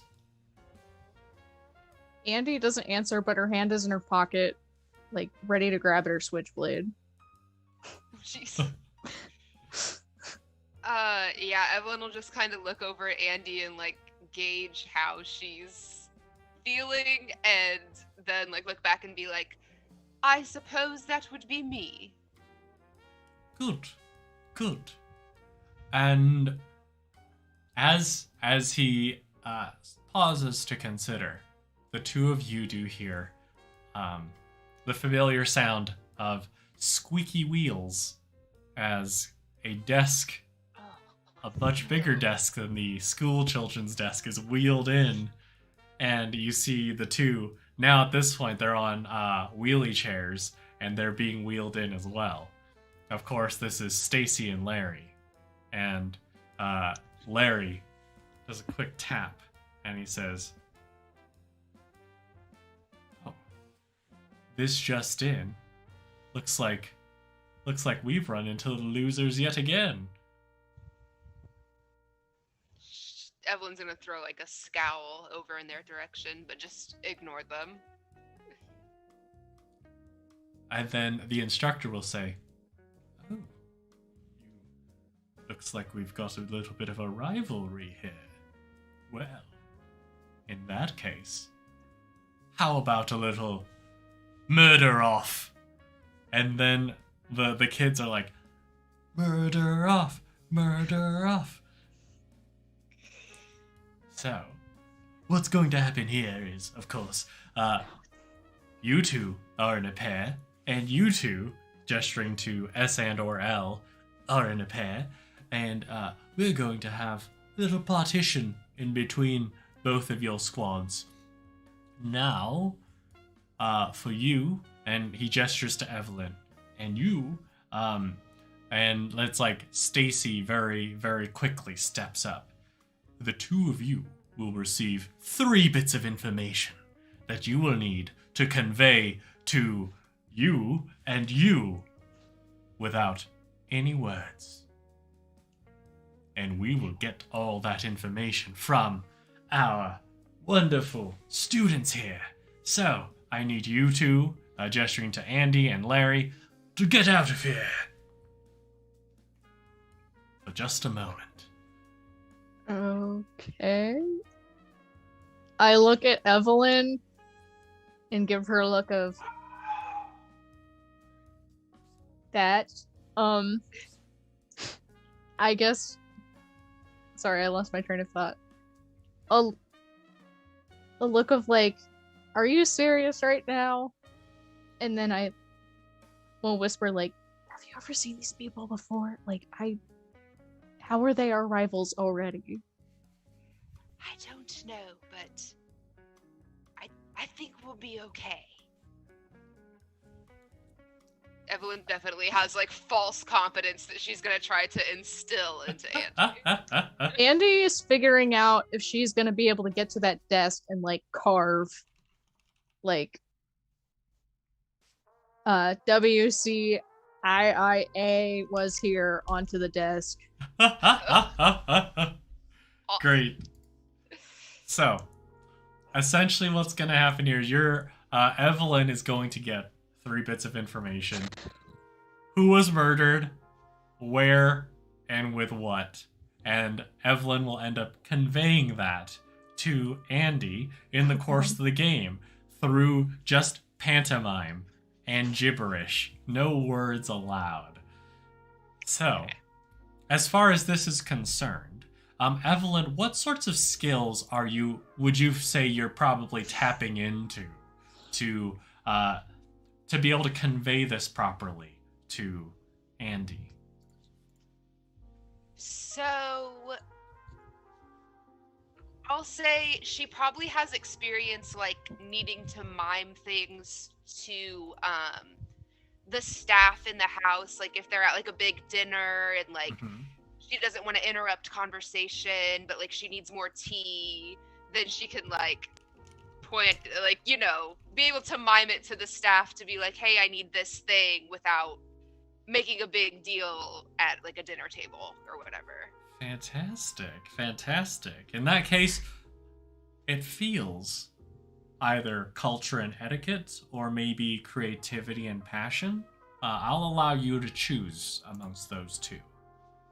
We're gonna do culture and etiquette. Great. Now, Andie, when you try to pick up on signals that someone might be miming to you, what sort of skill are you drawing from? Oh, see, this is what I'm struggling with. Is I feel like Adah's good at this game. Mm-hmm. I don't know if Andie's good at this game. Ooh. So, I guess maybe like trying to read like facial expression more than necessarily like all of the wild gesturing. I feel like she Great. factors in the face a lot. Excellent. I don't know if that helps. Excellent. In that case, I mean, I would be cool with either creativity and passion or wit and sharp. Okay, I have 4 dice for creativity and passion. I have 1 for wit and sharp. I Go don't for think Andie's good at this game, so I'm gonna do wit and Oh. sharp. Oh, snap. Okay, okay. I did this to myself. Should I? Okay, I'm gonna roll it. Let's Oh see. yeah, we rolling? Oh yeah. Oh yeah. We're battling now. As y'all are as Evelyn is conveying. What have you got, Evelyn? 2 successes. Nice. Nice. Okay. Okay. Andie. In this case, like as Evelyn is conveying, it seems like it's just on the tip of your tongue. It does take you just a second slower, unfortunately. Now the other side with S and or L. Okay, so it's like with everything partitioned off, with the guesses, you hear people like you hear Larry yelling out, or not yelling out, but like you hear him making these like gurgling noises, and then you hear like the other side. It's like, oh yeah, and then it's like it feels like they've gotten the first element already. As Evelyn, you're trying to convey this, but Andie, you're not quite getting it yet. I'm gonna come back to the two of you in a second. Winston. Do I need to say what I rolled? Sorry. Oh yeah. Sorry, go ahead. I rolled a 1. Oh, okay. Sorry, I Perfect. for some reason I thought I heard you, but I imagined. I made a face. So you could probably tell I failed, but I just wanted to specify, no, it was a 1. Okay. So Great. So in this case, Evelyn, I'm picturing like you're trying to mime like a mustache and a top hat, but like all Andie is like there was no murder. Yeah, it's taking Andie a second. It's all a trick. Winston, as you are faced with the last of the people in the line for bartender, and it's Theobald, and Theobald comes up to you, and he says, "So, oh," and it's like he tries to do the slap on the bar, but it's like a foot or two taller than him, so he's like, oh, so barkeep, I'd like a milk, by the way. If you have a lactose-free one, that would be the best. I don't want to fart. And you hear, like, when he says that, he's being truthful, but the kids crack up and they're like, oh yeah. And it's like you see a smile creep on his face as he's like, oh, that was funny, cool. But he says, so Winston, well, my dad wants me to help him with a speech, and I don't really know. I'm not very brave in front of a lot of people, so how would you suggest I do that? Oh, little guy, you've just gotta find where you're most happy, and picture that place and imagine yourself in that place. Usually when you're most happy, you can conquer anything. Well, that's what I try to do. All right, roll a wood and sharp for me. And you get You get an extra dice for Theobald. Yee. That is 2 successes. Whoa, great. So you say that and you just see like it felt like the other people here, the other instructors here were definitely asking questions that they may have pre-planned a bit. I mean, of course, like they decided on questions that would that the kids could relate to, but it feels like Theobald is genuinely asking this question. And as you say that, you can kind of see his eyes welling up just a little bit, and then he smiles and says, "That's a good idea. I'll try that. Thank you, Winston. No problem. Oh, can you hand me the milk? I can't reach." Of course. And he like grabs it and like leans over the bar and hands it to Theobald. Or mimes handing it to Theobald. Fantastic. And with that, you hear Blunt yell out, "And that was bartender, a big hand to Theobald and Winston." And you see like the lights, spotlights turn on and they're like rotating around. You see like strobe lights and different colors, and the kids are all just going, "Ah," as Winston successfully passes heck yes and.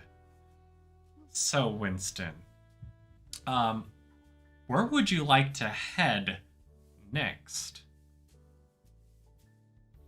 I will say he will probably, at this point, tip his hat to young Theobald, Dudley, and Emma,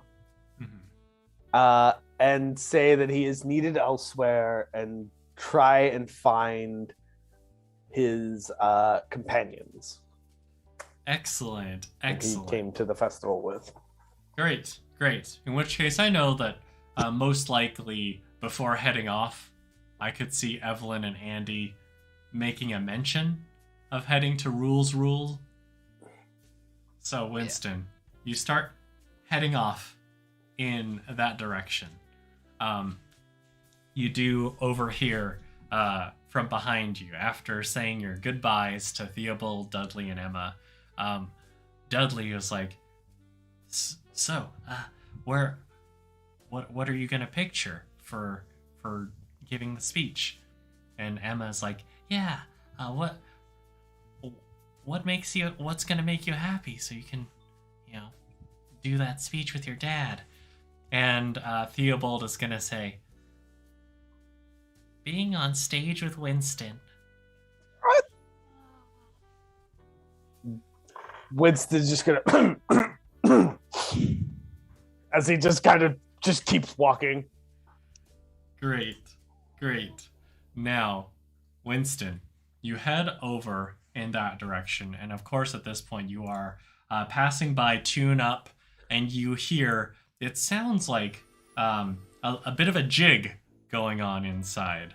I would say maybe the sort of tune that Winston may have had play once or twice in his pub. It is, of course, one of the classic Irish drinking songs.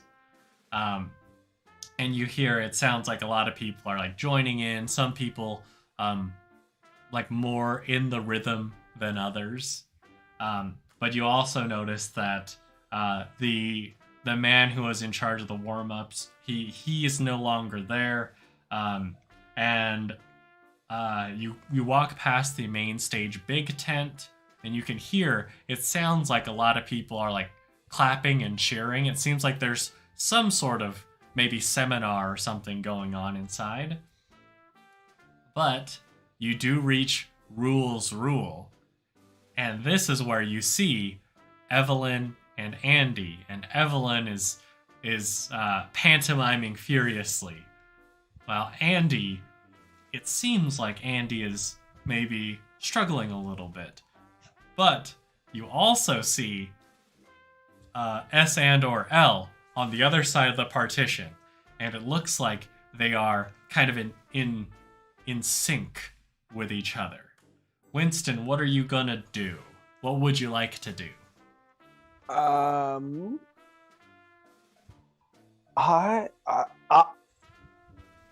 will try to not. I will simply just watch right now and try to gather some more, I guess, information about what is happening right now. Great.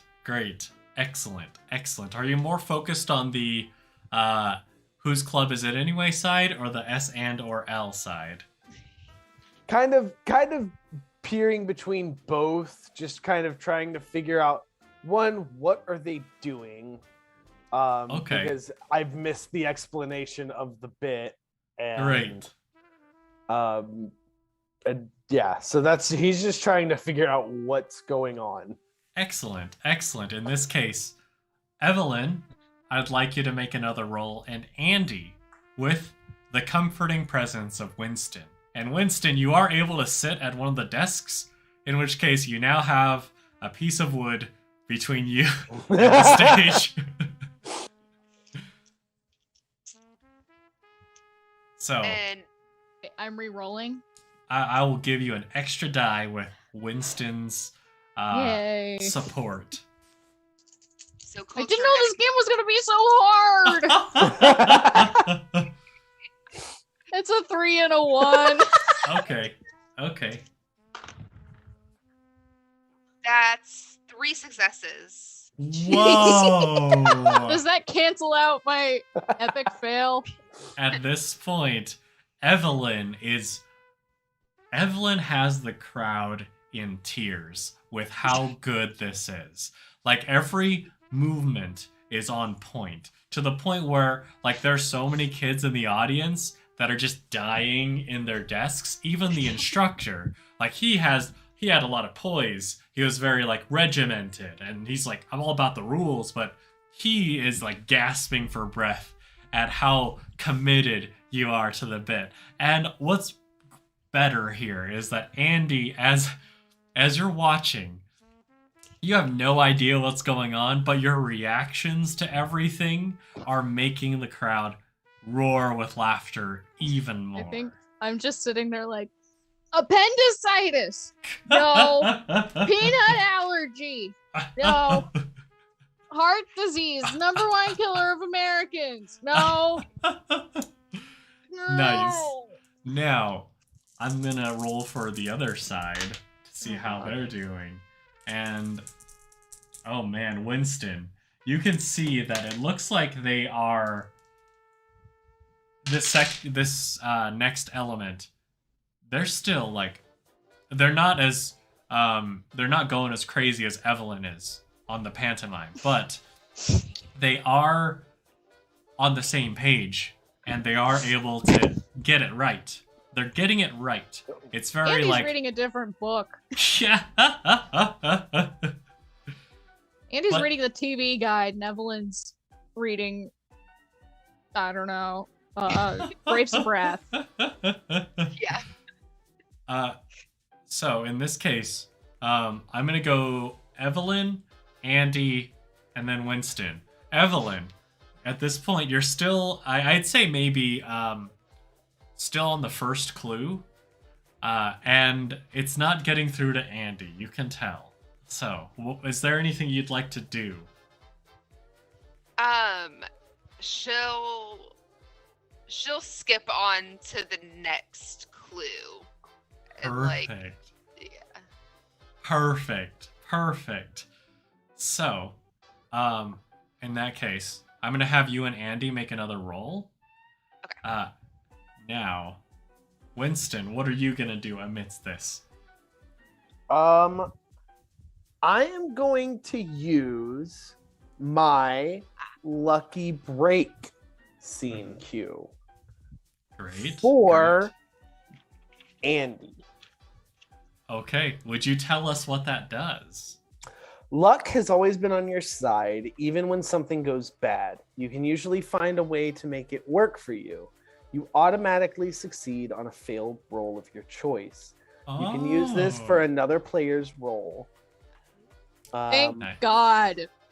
Yeah. Well, that table's working wonders for you, Winston. Great. Great. Yeah. So do I re-roll or no? So, you're gonna have to make a roll, and then if you've got a fail, Winston's will step in for you. Okay. Oh, it's a 5. Oh! Hey. Oh, snap. It flew off the table. That's 2 successes. Whoa! You are killing it, Evelyn. Yeah, after the first one where I miserably failed, this is much nicer. No, you were doing great. But here's the thing. It's like with this game, it's always about being on the same page. So it's Evelyn's been doing this for so long, and I've just been like, the letter L, the letter L. Wait. Finger guns! Now, with the two of you getting 2 successes apiece, it's like it flows magically. Evelyn, you're able to find just the right path, and Andie, you're able to pick up on it immediately. Maybe it's like shifting your focus onto something else, and also Winston being there. This calming presence being there. Like the two of you are able to get on the same page. And maybe I should get a table for my house. Yeah. You don't have a table, Andie. What? I sit on the floor and do all my writing there. But it's like you're able to pick up on each other's cues and also convey this in such a way that is supremely entertaining to the audience. So now we go on to the third one. The third and final roll for, we've done who, where, and now finally the murder weapon. So I'll need y'all to make another roll for me, please. And I will roll for S and or L. Tell me if this is too much. Okay. I would like to use a scene cue, surprising skill. Okay. After spending time in artistic circles, you picked up on some unique and interesting skills. You're proficient in an unusual craft or skill that never fails to impress or unnerve those around you. In a previous iteration of this game, it was ventriloquism. Great. However, it says picked up on some unique and interesting skills, plural. Mm-hmm. I would like to be good at this game now. Okay. Okay, I'll take it. I'll take it. So I'll roll creativity and passion for this last one because I really want to bring it home. Great. Oh my god. It's a 2, a 1, a 1, and a 1. Oh no! So, here's what like happens. My first Now, unfortunately, Andie, like you're calling upon your skills. You're finding like just the way to move, the way to express yourself, but it's not quite matching up still. Unfortunately, maybe it's just that like a little bit of overconfidence in a way. But here's the thing. You do hear, Winston, you notice, of course, on the other side, they get theirs like immediately. They're on the same page immediately. And then you, like, Larry comes out from the partition and is like, yeah, suck it. And then the instructor's like, calm down, everyone, calm down, please. He's saying No. suck it. Is that a clue? Yeah, Toilet hold on. plunger. It was a plunger.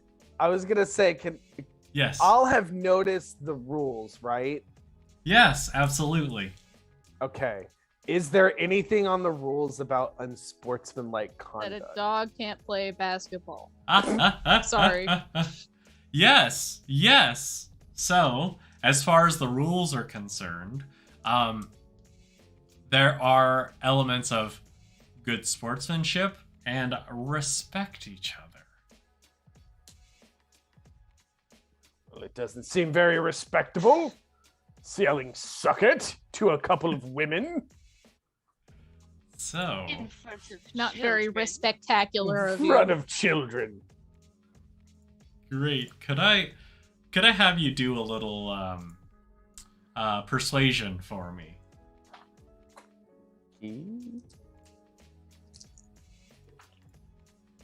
That is 2 successes. Whoa! These Okay. charity dice are doing great for me. Yeah, Fantastic. I'm using the extra life dice. I It's have- good karma.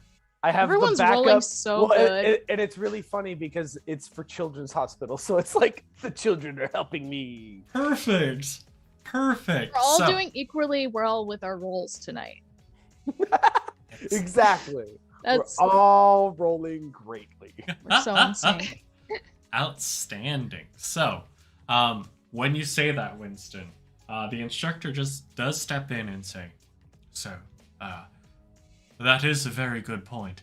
Children, as far as improv is concerned, though S and or L did get the answer right for the game, unfortunately, one thing we have to keep in mind, of course, is that when we're on stage with each other, we have to be mindful of each other. We have to be respectful, and though sometimes we are in competition, it's much like the sport of professional wrestling, where though you are in competition, in the end of the day, you're all on the same team, and you're all here to make the audience have a good time, to make the audience laugh, and he will gesture to Evelyn and Andie and say, the 2 of you did in spades as far as entertaining the audience. It's not about getting it right.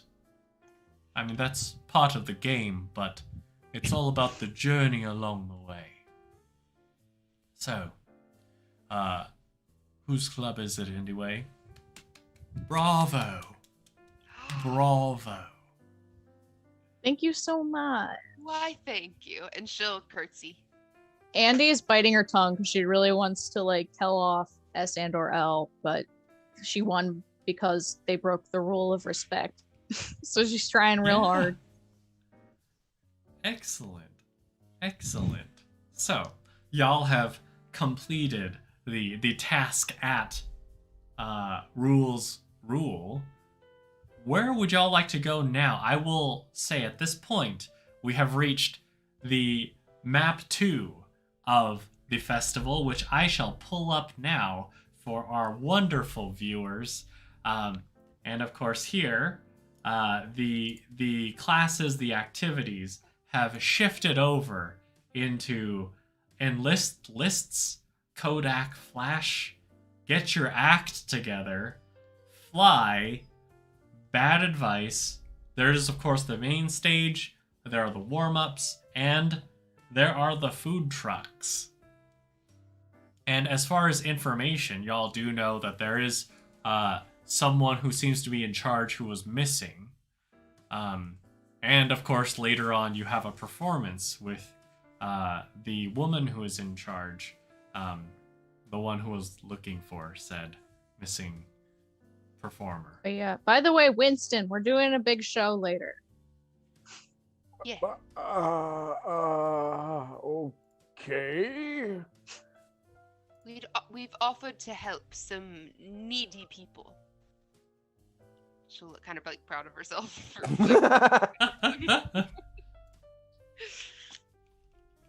Very well. Should we focus more on finding this missing performer, or should we keep exploring? We've already filled in for them. I believe we should keep learning about this art of improv and make sure we do a good job later on. But what if the lad is hurt? There could be trouble. We really must. I believe if someone is missing, we must find them.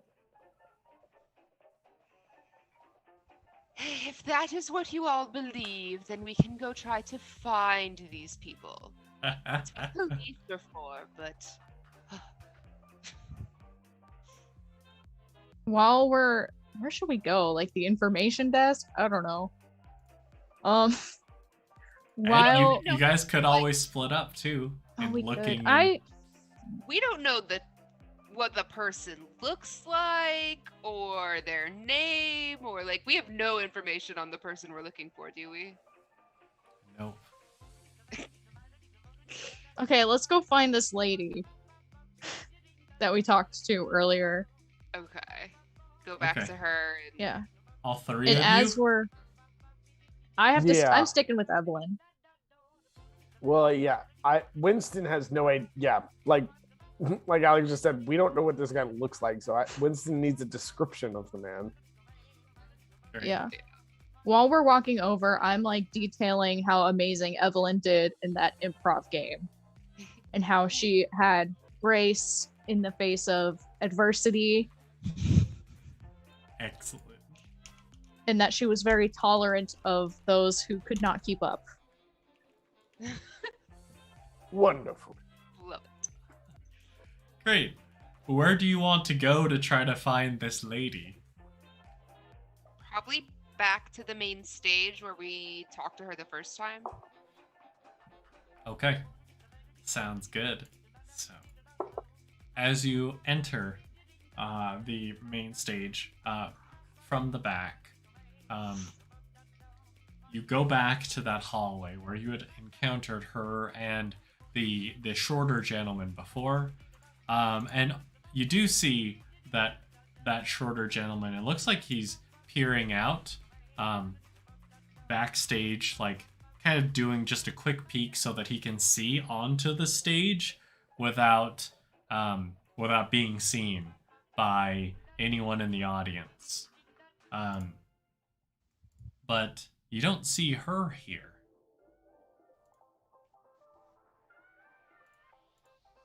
Should we talk to the skulker? Yeah, let's go ask him. Because he was part of the initial conversation anyway. He might Wait, this Great. is little carrot top guy? Yeah. Okay. Yeah, we'll and go you talk to him. you go up to him. How do you get his attention? Evelyn think- will just like yeah. tap him on the shoulder.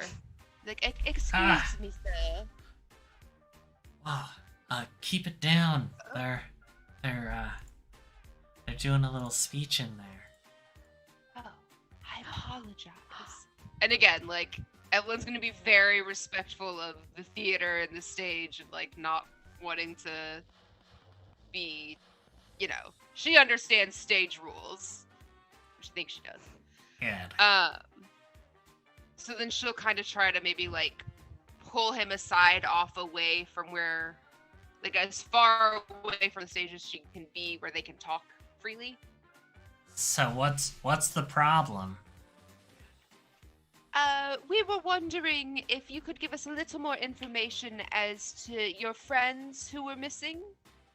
We've decided that we want to help look for them. Oh. Well, I don't know. He's kind of dressed like a lot of the other people around here. A lot of the instructors, they tend to wear button-up shirts and decent. What about his nice face? pants. Or his height? Or hair, or It's like does he wear 5'10". glasses? Does he have facial hair? His face, everything's intact. I don't really know how to describe a face without it sounding like anyone else's face. He has no distinct markings, freckles, a mole. Did you chip him? No freckles, no mole. Chip him? Yeah. You give him a little chip, and then when he gets lost, he crunches it, and then you can follow the sound of the crunch to find him. Oh, I get him chips all the time, but Does he have them right now? I don't know. I haven't seen him in a little while. Talk to every person eating chips.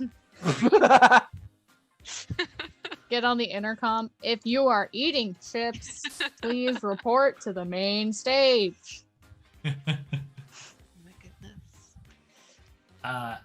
goodness. What is his name? His name's JT.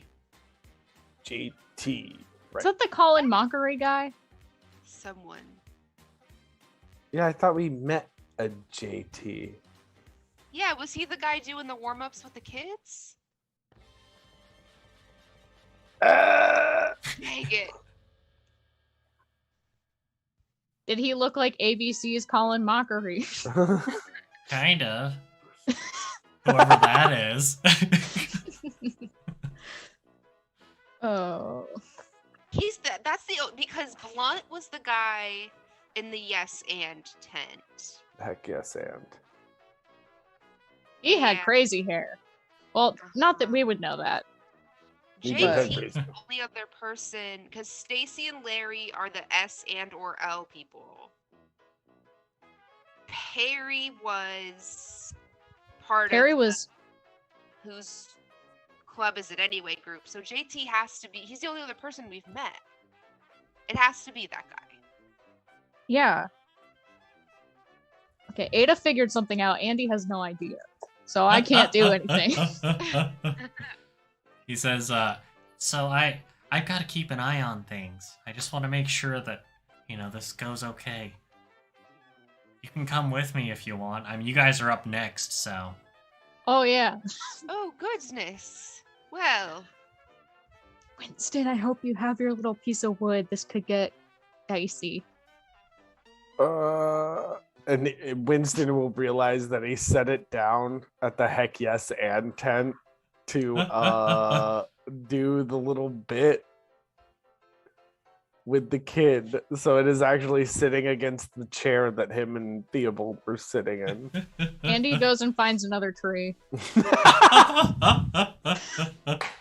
Great. While Andie goes to find another tree, what are Evelyn and Winston doing?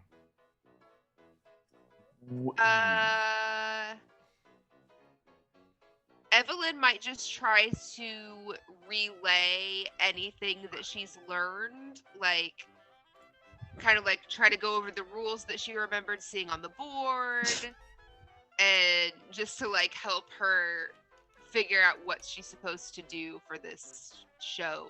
Okay. Like, ask Winston if he's learned anything of like how this improv thing works. Andie's back now with an even bigger piece of wood. Great. You're welcome. Thank you. So, And I'm gonna use a scene cue, Street Smarts. great. Street smarts.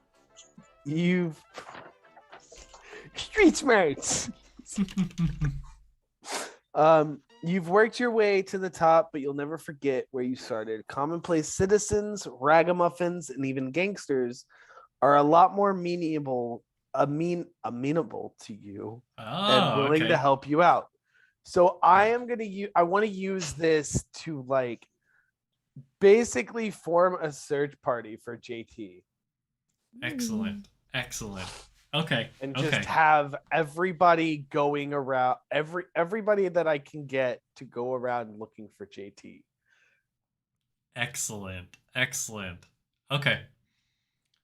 So, in this case, you do run into, just backstage, this is a group that might have been enlisted to help move some of the equipment, and also like keep an eye on some of it too, especially like the sound equipment.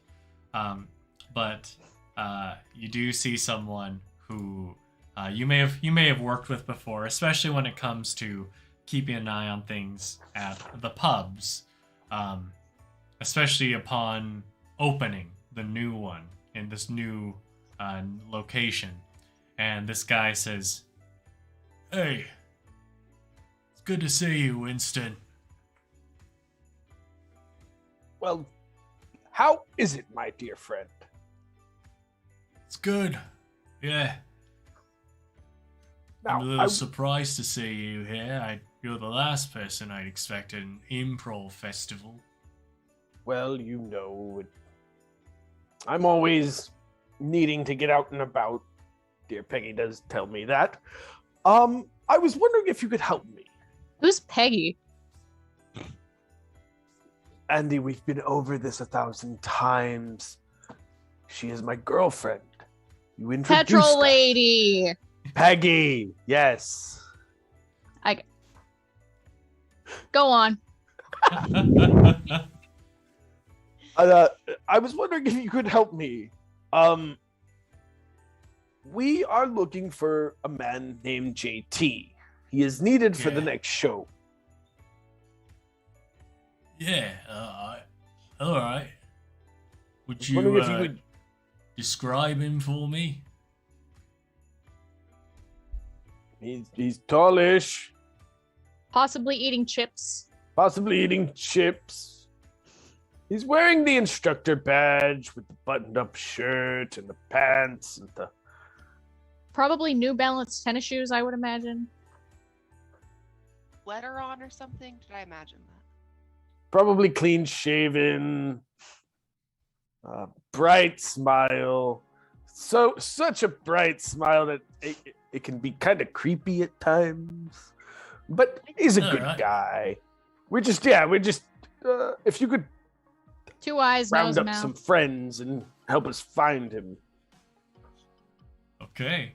He will round up the rest of his crew that you recognize as having helped you out in the past before, and will set out in the search party. And now here, after Evelyn, you've relayed to Winston what y'all have learned in Rules Rule. Winston, you've relayed your experiences from Heck Yes and Andie, at this point. Andie learned nothing. Andie didn't learn a thing. Well, you do see like the carrot top looking gentleman. He's still like peeking out, and you hear him say, "Yeah, you're doing great." Thank you so much.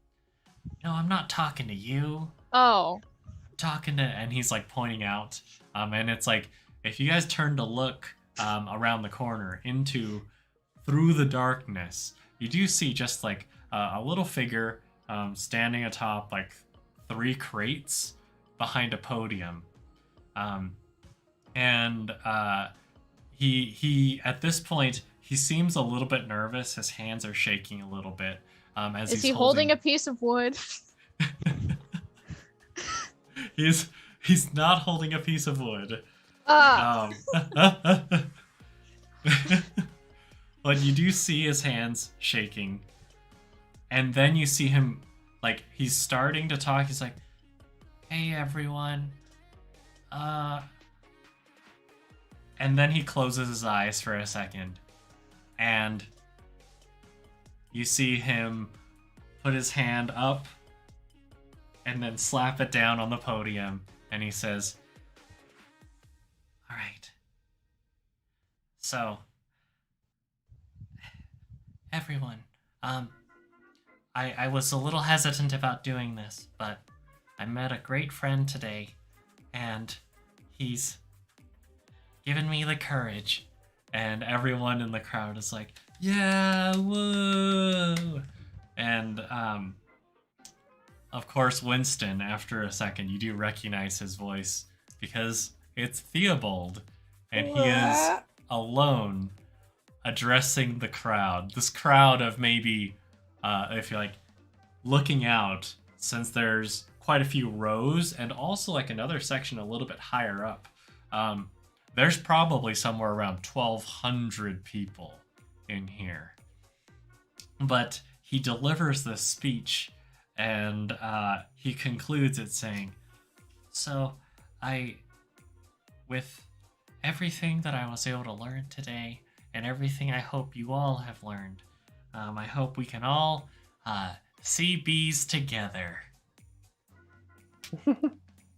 And found the bees.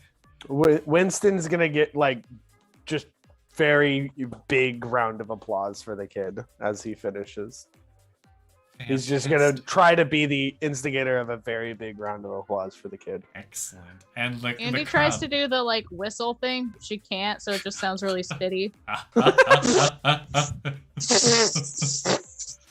Evelyn will politely clap. Excellent, excellent. And it's at this point that like while Andie is trying to do the thing, the guy with the red hair, he looks back and says, That's a good bit. You should try that on stage if you haven't. I haven't tried much on stage thus far, I must say.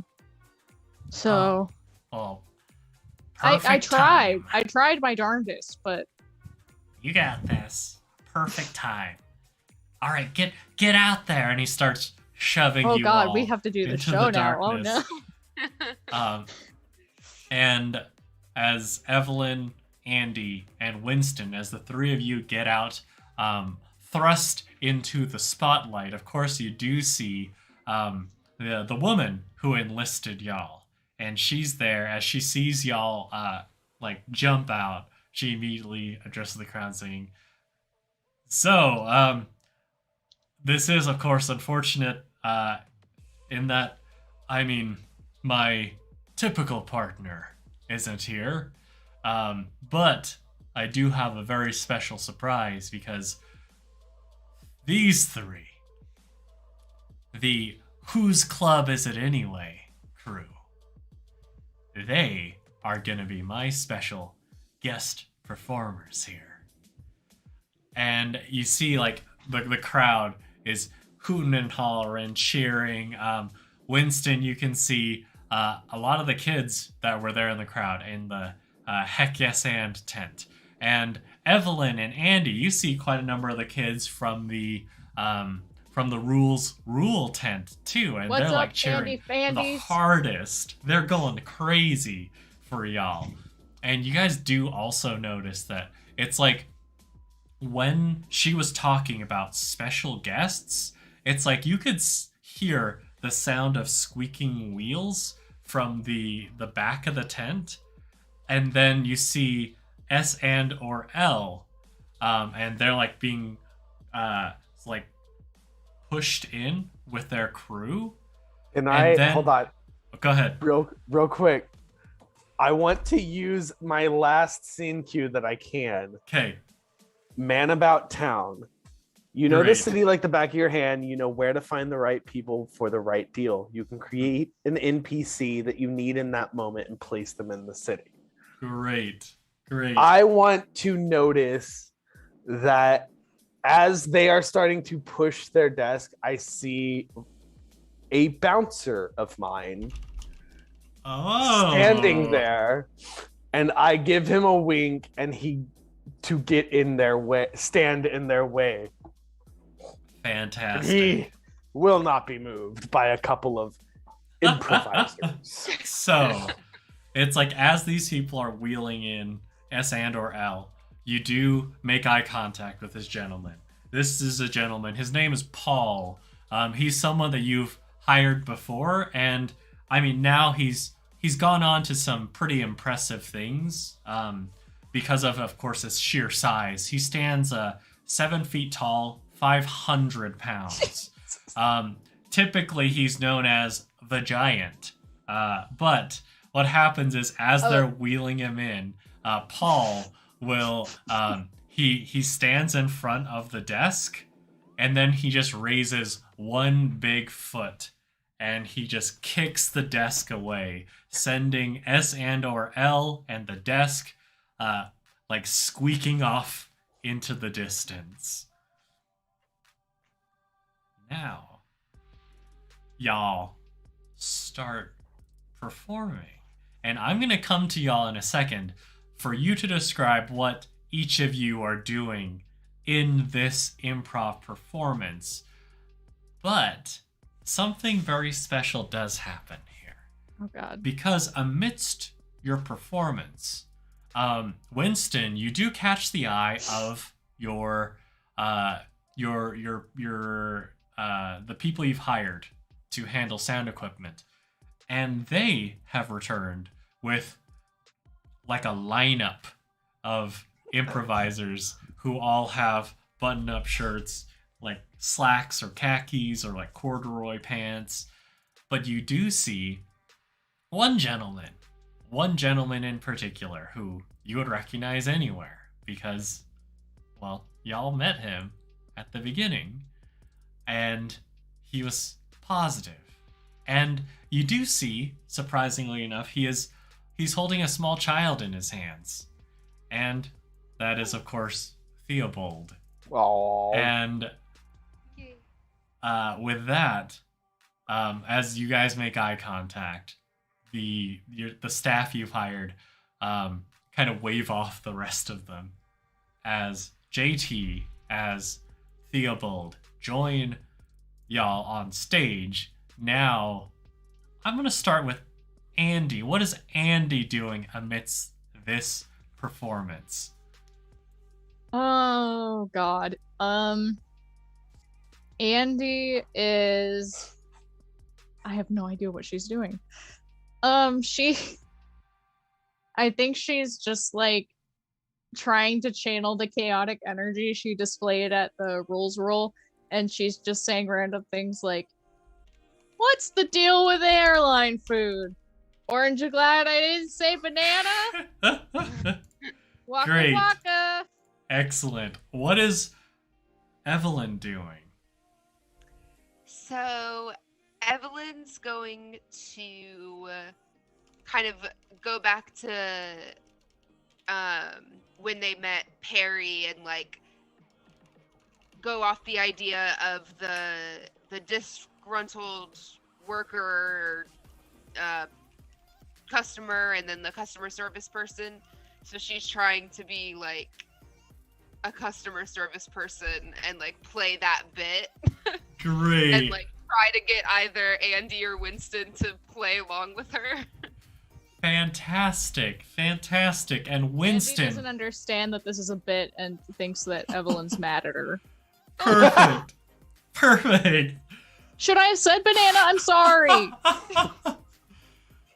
Winston, what are you doing?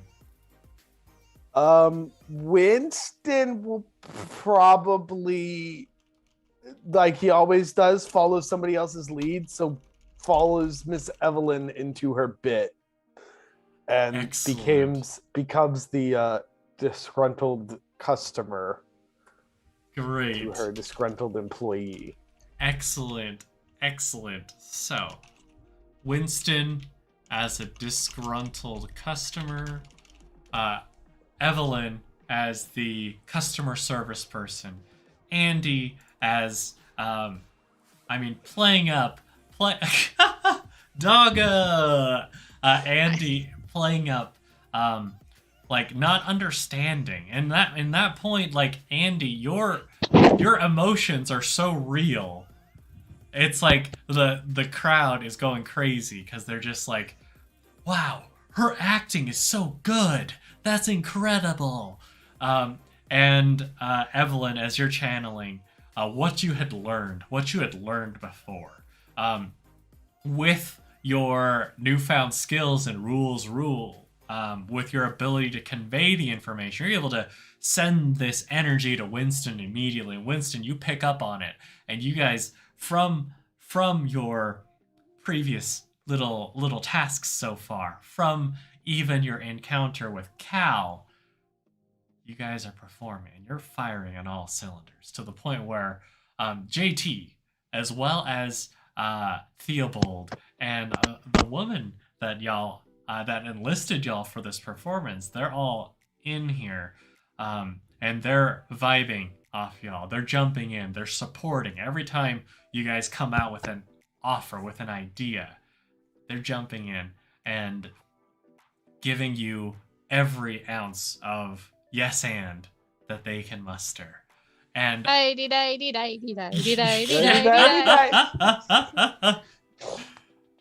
and well, in this case, I'll say that the camera zooms away with y'all as y'all pull off in your very first improv show a resounding improv performance with the two owners of UCBs, and of course, one of the owner's sons.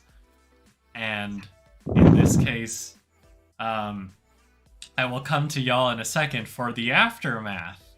Now, Chase, this is something I had forgotten to do in the first one, but of course in Flabbergasted, after each episode, I'm going to come to each of you to describe what happens in the moments after what you've accomplished. You were able to successfully, not only get in the good graces of the owner, not only get an audience, but perform with them on stage, and also endear yourself to his son. So, in the moments after, I'm gonna go to Adah first for Andie, Alex for Evelyn, Chase for Winston, as far as what you envision happening next for your characters. Now, Adah? Okay. Andie writes a fantastic review of Evelyn for the paper entitled Evelyn Allmander, Ever the All-Star. And I think she wants to try and become some sort of publicist for Evelyn specifically. And still trying to I think she tries to get Evelyn to get into cryptids a little bit because she still wants to bring that back. And her next big scoop she wants is to figure out whose club it is because she still doesn't know. Excellent. Okay. Whose club indeed. All right. Now we'll go over to Alex. What happens in the aftermath for Evelyn? So I think Evelyn will realize that this is probably the most fun that she's had in a really long time, of just getting to be ridiculous and having people laugh, and it feels good to get that feedback. So she definitely wants to stick with the improv thing and see what all it has to offer, and stick with the group and kind of learn the improv thing versus the traditional acting. And yeah. Fantastic. Now, finally, last but not least, Chase, what happens with Winston in the time after? I think in the time after, Winston, for one, will have hired the UCBs to come and do entertainment at the pub every once in a while. Fantastic.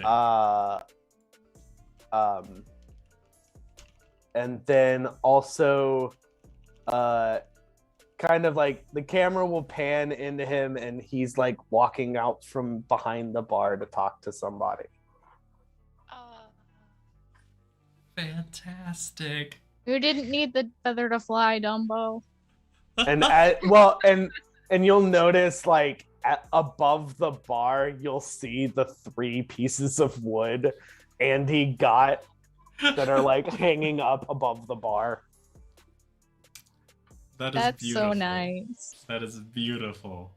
And that will conclude our play of Flabbergasted tonight. So, thank y'all so much for watching. You have been incredible.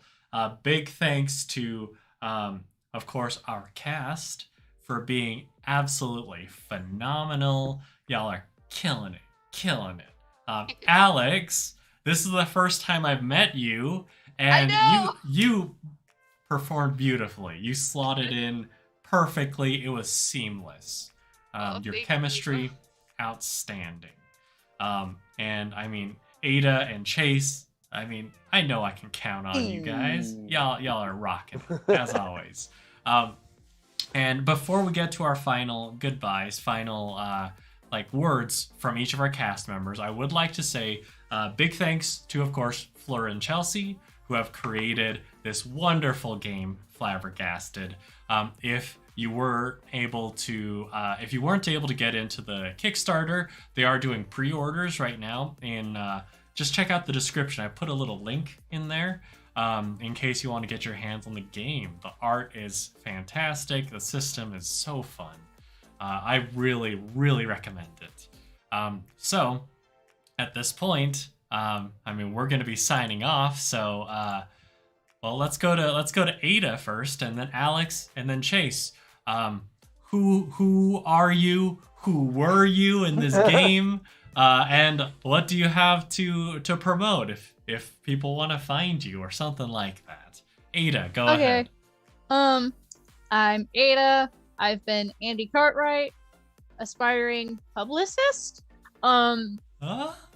I gush Google me. I don't know. I don't really use social media, but my name is not commonly spelled that way. Adah. And watch The Owl House on Disney Plus. Great. I don't have anything to do with it. It's just a good show. Thank you, Adah. Alex? Yeah, I'm Alex. I played Evelyn with the ridiculous voice. I loved it. And I don't do a lot of like my own streaming. Like I don't have a Twitch channel. I have a Twitter. I don't know my handle. But I am part of the RTDFW group, and we stream on Twitch every now and again, so you can check us out there. Fantastic. Now, finally, Chase. My name's Chase. I was Winston in this. And just like Alex said, we stream as a kind of a group of friends at twitch.tv/RTDFW. And we have a stream coming up this Saturday where we are playing Tiny Tina's Assault on Dragon Keep. So we're going to play through that. It's a lot of fun. It's the greatest DLC that has ever been created. Hands down. Awesome. But yeah, so it's a lot of fun, and we'll be playing at some point. We haven't really settled on a time, but we'll be on some point at Saturday. Fantastic. Well, I know I'll be following y'all on Twitch so that I'll be able to get the notification when y'all go live. Well, again, thank y'all so much. Thank you to the viewers. I've been Matt. We have been, playing on. You can find me here, Improv and D&D, and it was just a blast to be able to channel some improv stuff into this game. Y'all are wonderful. Thank you so much for tuning in, and until next time, take care, everybody. Bye. Bye.